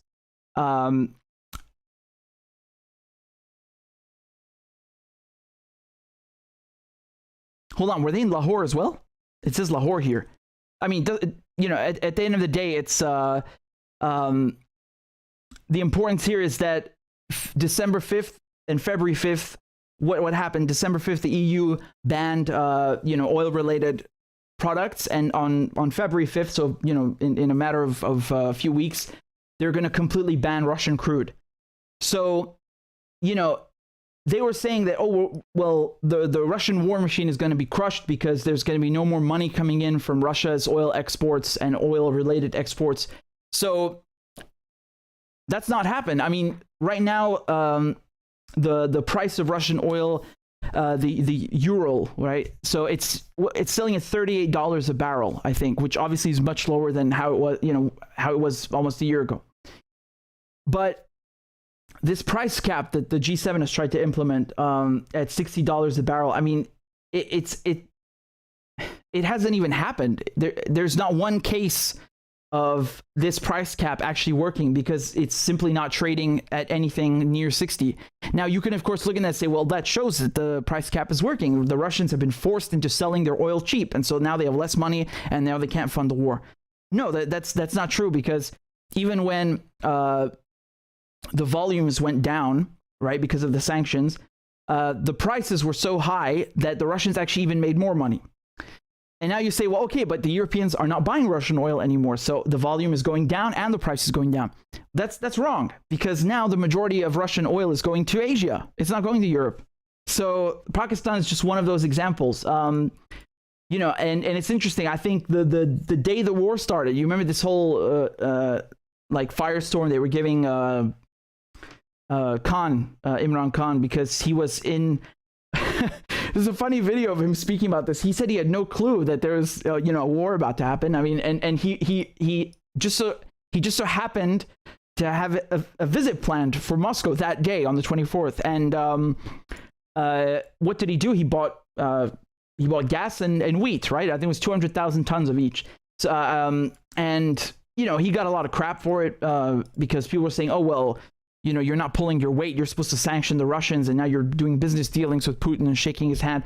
I think this government that you know, basically they got rid of Khan because he's too popular, and you know, Shehbaz Sharif, you know, took over as prime minister. I don't think they particularly wanted this deal with Russia because, you know, how can I put this?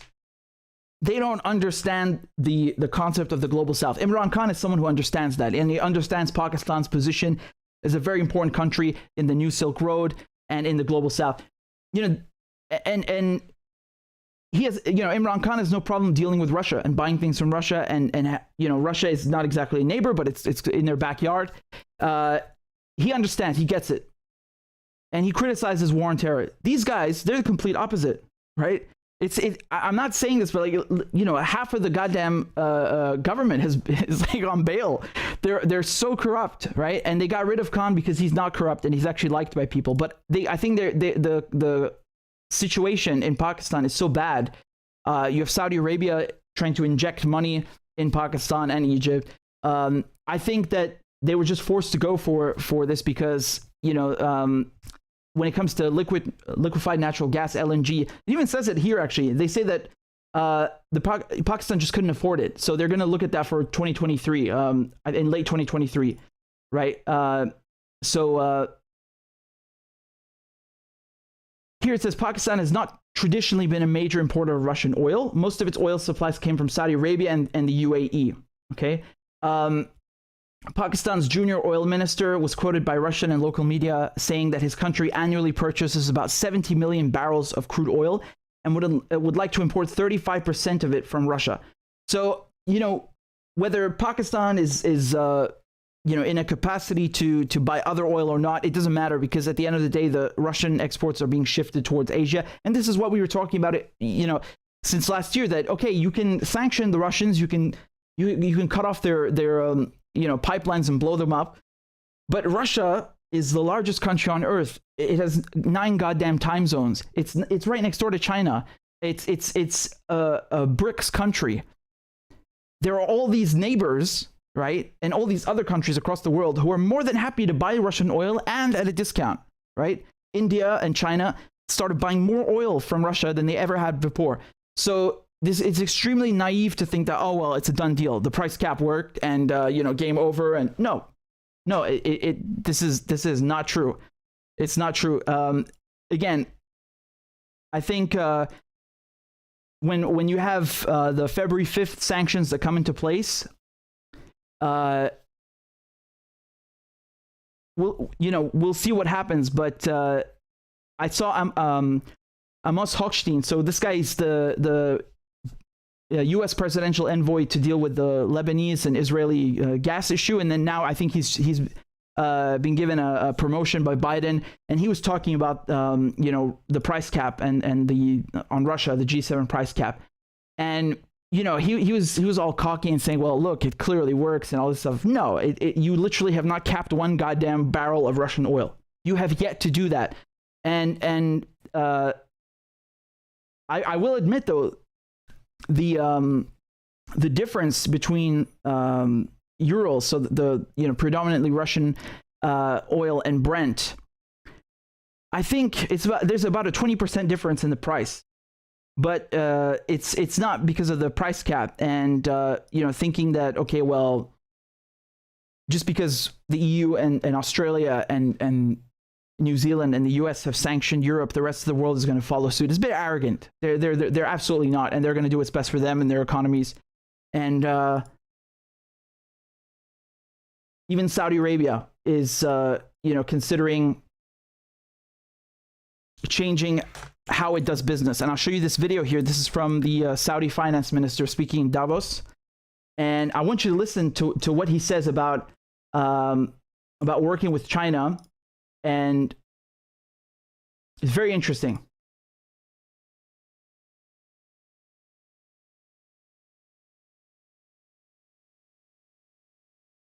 Around. Let's just pivot quickly back to China, because Xi visited Saudi Arabia. Red carpet was rolled out. Was there a discussion around paying for oil in yuan? Fill or kill on this rumour? Okay. Two things. One is we enjoy a very strategic relationship with China, and we enjoy that same strategic relationship with other nations, including the US, and we wanted to develop that with Europe and other countries who are willing and able to work with us to advance the public good in the world. Yes. I think with regard to China, they are the largest trading partner with Saudi Arabia. I think there are no issues with discussing how we settle our trade arrangements, whether it is the US dollar, whether it is the euro, whether it is the Saudi riyal or their currency. There was no discussion on that at all? I don't think we are waving away or ruling out any discussion that will help improve the trade around the world. Let's close with this. Saudi first, it's made very clear by His Royal Highness Prince Abdulaziz bin Salman in his rhetoric. Saudi first, does that push you more towards China for your financial ties and relationships than it does to the US? Is a pivot in the making, and will it evolve more quickly than we think? I don't think so at all. Actually, we are working with both. We have a lot of interest in our relationship with the US. Our rial is pegged to the US dollar. A lot of our economy is traded through US dollar with international partners. But we also look for China and advancing the relationship with China. We trade with them significantly. They are the largest trade partner with us. So we wanted to make sure that we bridge this global divide and provide ways to ensure that this fragmentation is contained and cooperation and collaboration is improved. So he's basically saying, well, yes, we work with the US and our currency is pegged to the US dollar, but, you know, he's being very diplomatic about it, but he's basically saying that China's open to doing business with China and, you know, selling oil to them in other currencies. And I think it's very important because, you know, they were having this discussion roughly around a year ago. And, you know, of course, he's not going to completely say, well, fuck the US, we want to join BRICS. But he said it in so many words, right? He said it in so many words. And Bloomberg understood that too. So BRICS is the future. BRICS is the future. And I'm interested to see what happens now with Brazil because of, you know, they have Lula now, and he's a huge believer in BRICS, obviously. And, you know, none of those countries are ready to shun Russia. As a matter of fact, South Africa, which is a BRICS country, is holding military drills right now with Russia and China, right? And they're doing this off the coast of South Africa. So again, you got to pay attention to what's happening because you're not going to hear these stories on mainstream media because they don't want to attribute any significance to them because it undermines their model. You know, they don't want you to think there's a world outside of what they report and what they say and you know, what they glamorize, meaning the West.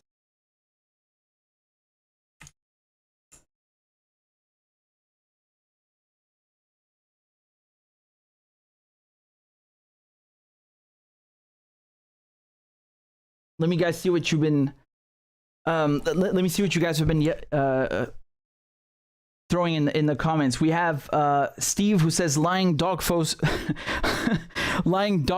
pony soldier gets me every time. Big love, Team Richie. Yeah, it's really funny. I think it's the only good thing Biden has done. Kim Dole says glad you are well. Thank you, Kim. That's very kind of you. And we also have a donation here from Wadeworth. There's no note, but I appreciate it nonetheless. Let me also check if there's anything else because some of you might have sent stuff on PayPal and I completely missed it. Yeah, we hold on. We have something here from Timur. Thank you very much. And we have another one here from Abdul. Thank you as well. And we have something from Marissa. Thank you, Marissa. It says hope you've been well. And we have another PayPal from Hedi Lukil. Thank you very much. You guys are very kind. There's actually too many of them to read. I literally can't even keep up. So thank you so much. And there's also something on Venmo from Paul. So thank you, Paul, and Jackie on Cash App. Thank you guys very much. I haven't plugged the show, but if you want to support, again, all the links are in the description and in the chat. Claudia has been very kind and throwing all of the stuff in. Where is it? Yeah, there you go. So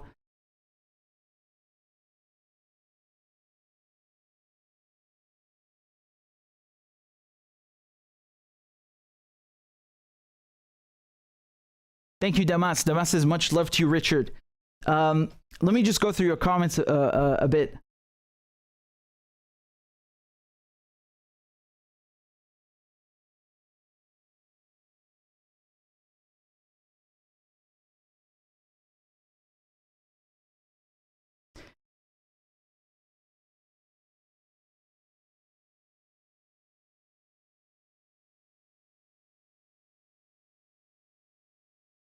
There's a ton of nice comments. You guys are very kind. Thank you. Thank you. I'm just kind of reading them silently. There was something about the helicopter crash. I mean, look, this helicopter crash in Ukraine with the interior minister, you know, I'm not sure what to say because yeah, you could argue, well, somebody was trying to kill the guy and it was on purpose. But I'll just remind you, when you had the beginning of the Iraq War, I remember several times on the news, you had British helicopters shot down by the Americans accidentally. So yeah, people do dumb shit in war. So you know, if it was a case of friendly fire, it's entirely possible. It's entirely possible. I mean, I forget which battle this was. There's something crap. This was some event in World War II where the Germans wiped out one of their own ships, thinking it was British or something. Crap, I need to look this up. I forgot the story. I mean, it's not exactly funny, but you know, it just made me think of that. Friendly fire incidents are real. They absolutely happen.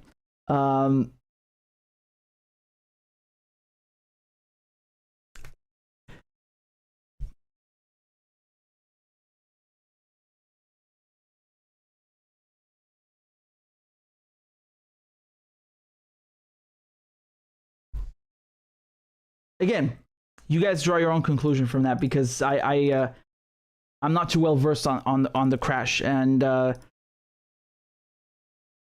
surprised they didn't blame Russia, right? Like Nord Stream 2. 100 reasons why Russia blows up its own things. Have you guys heard anything about Nord Stream 2? I haven't heard a peep for months. The last thing I remember was that they were investigating it, and they're investigating it. Okay. Well, what have you found so far? You want to tell us? There's something I'll tell you one thing though, because speaking of energy, okay?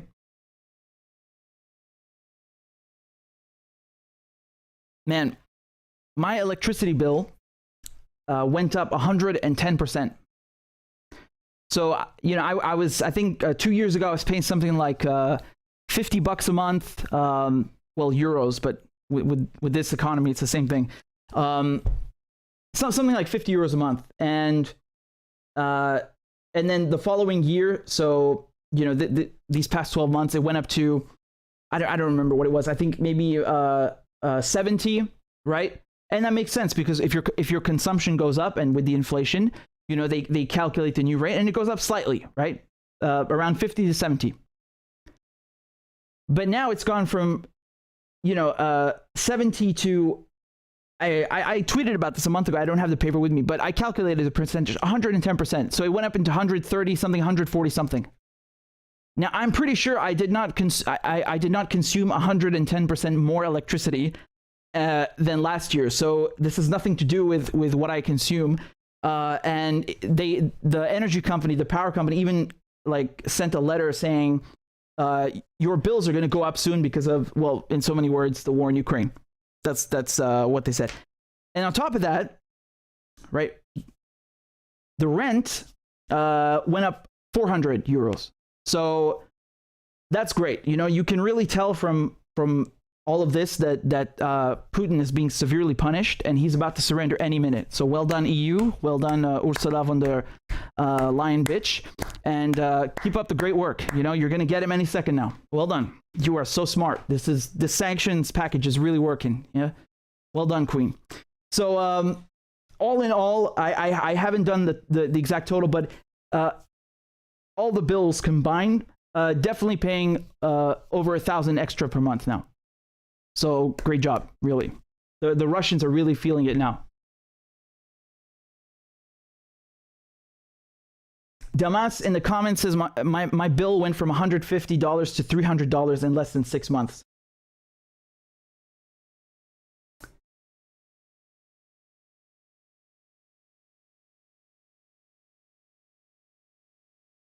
Screw Google says I'm in the poorest state in the US in a small home and mine is $150 on average per month.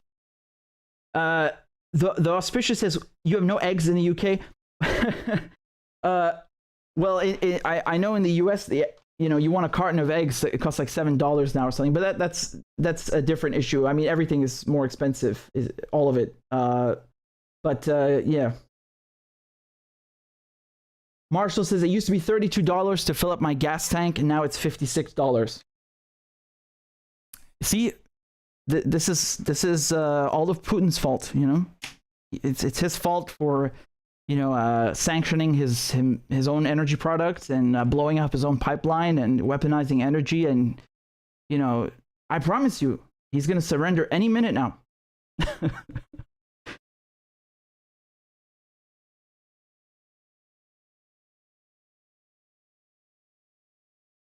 Alex says eggs are 6 times more expensive. I mean, I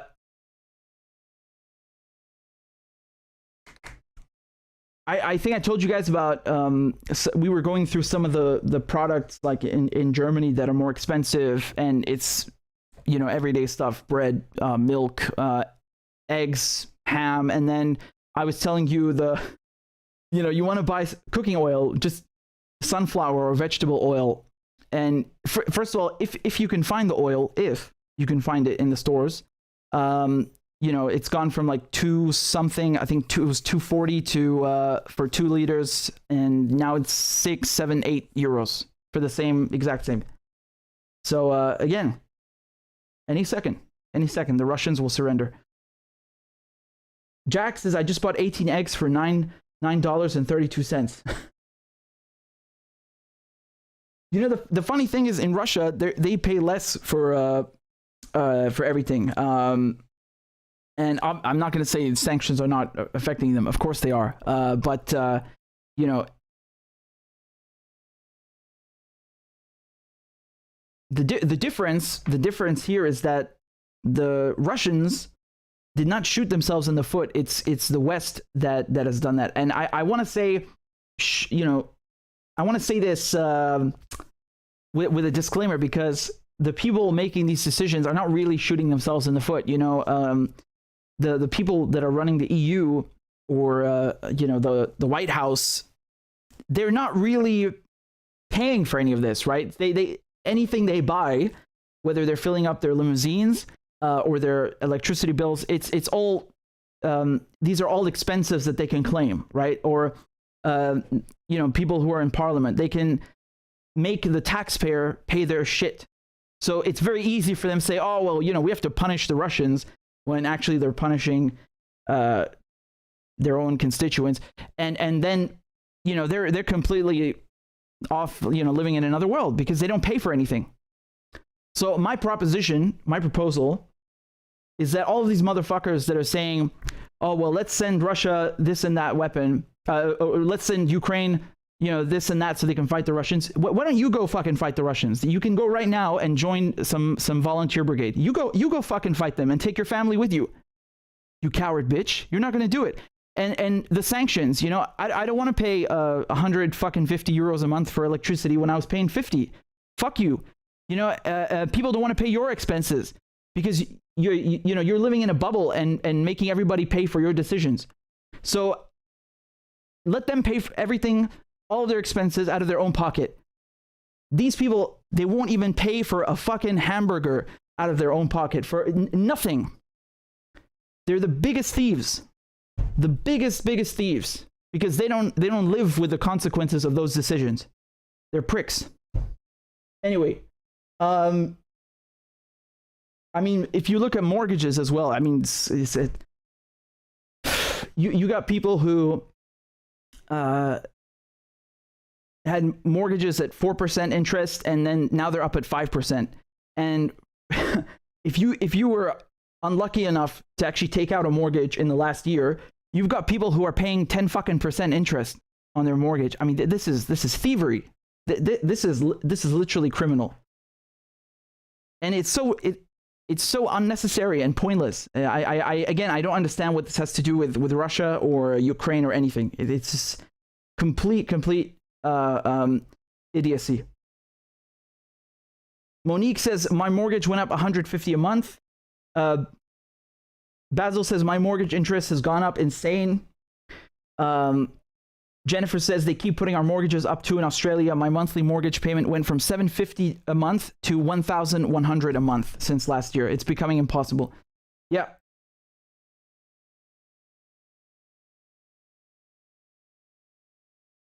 What am I supposed to say? Hang in there, guys. Just hang in there. The Russian war machine will fall apart any second. Okay, just hang in there. keep paying extra for no reason. Go ahead.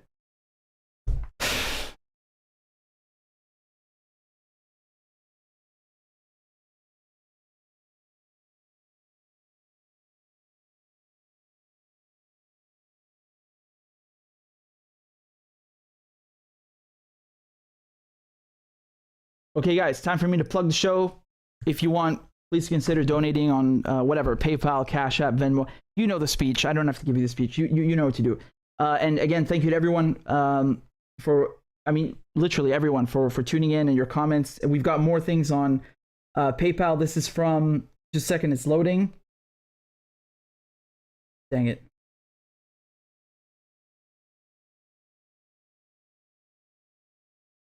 Okay, I don't know. Somebody sent something on PayPal in the last 2 minutes and your name is not showing.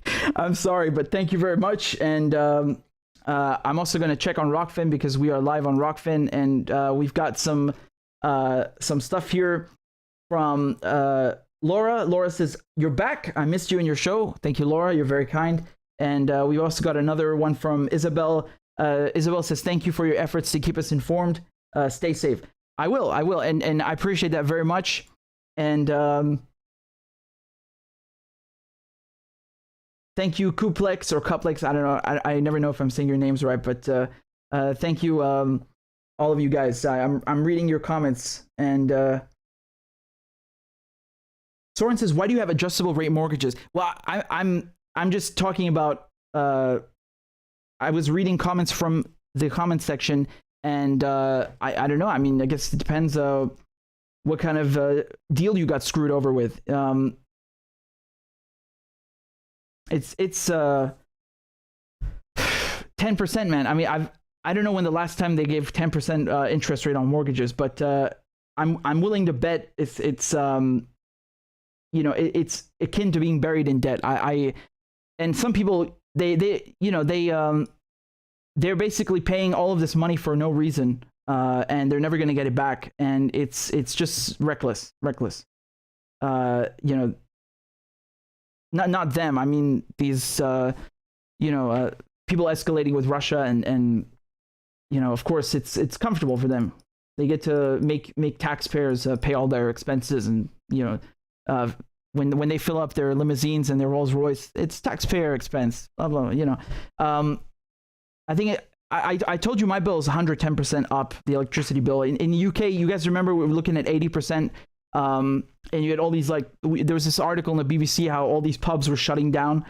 Man, it's much bigger than that, because if you look at steel industry in Germany, you look at glass industry in France, so many businesses are shutting down, and some of them are moving to the US because, well, deindustrializing Europe doesn't sound that bad if it means bringing all of that, all of those companies and all of those manufacturing plants to the US, right? It sounds very good to the US, and of course in the US, the people are being hit by the sanctions, but if you compare the dollar to other currencies, it's actually everything else that's gone down versus the dollar, not the other way around. So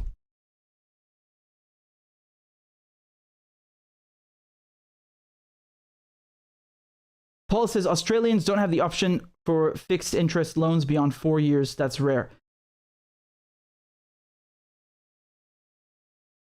Monique says, I'm assuming, yeah, okay, so this is we're talking about electricity. So it's gone up more than 100% in the UK. The regulator planned an increase of 50% or more before the conflict in Ukraine.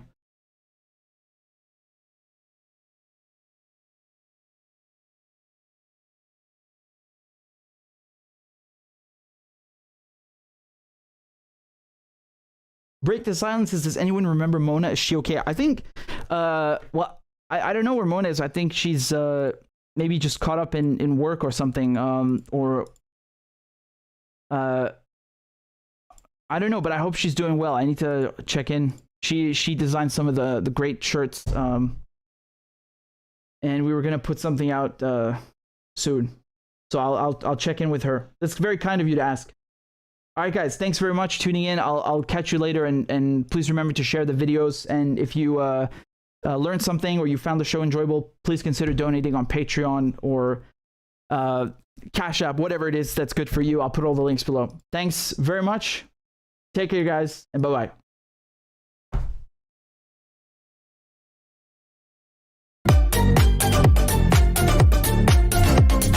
Clap for that, you stupid bastard.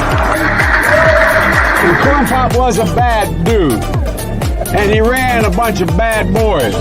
Listen, fuckhead, you have fucking crossed the line, claiming I'm the enemy. You got that, you goddamn son of a bitch? I don't give a fuck what you think, bitch. Good morning. Sunday morning. Cut that bitch out. Thank you for Iron Dome, which is a technical marvel. والله انت كلاب بصراحة يعني. ماشي نشتغل عادي. We lied, we cheated, we stole. China. And you ain't black. There's always the macro, and then there's the micro.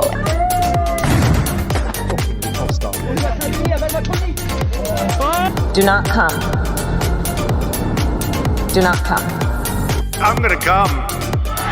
You talking to me? Ladies and gentlemen, I'll have 2 number 9s. Number 9 large. we got him. I told myself, I know it's not.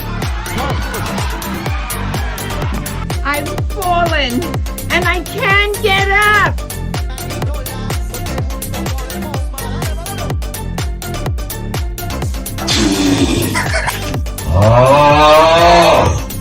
Disgusting! Why you texting? Why? You're getting nervous, man. Calm down. It's okay. Okay. Suck my dick and choke on it. I yield my time. Fuck you.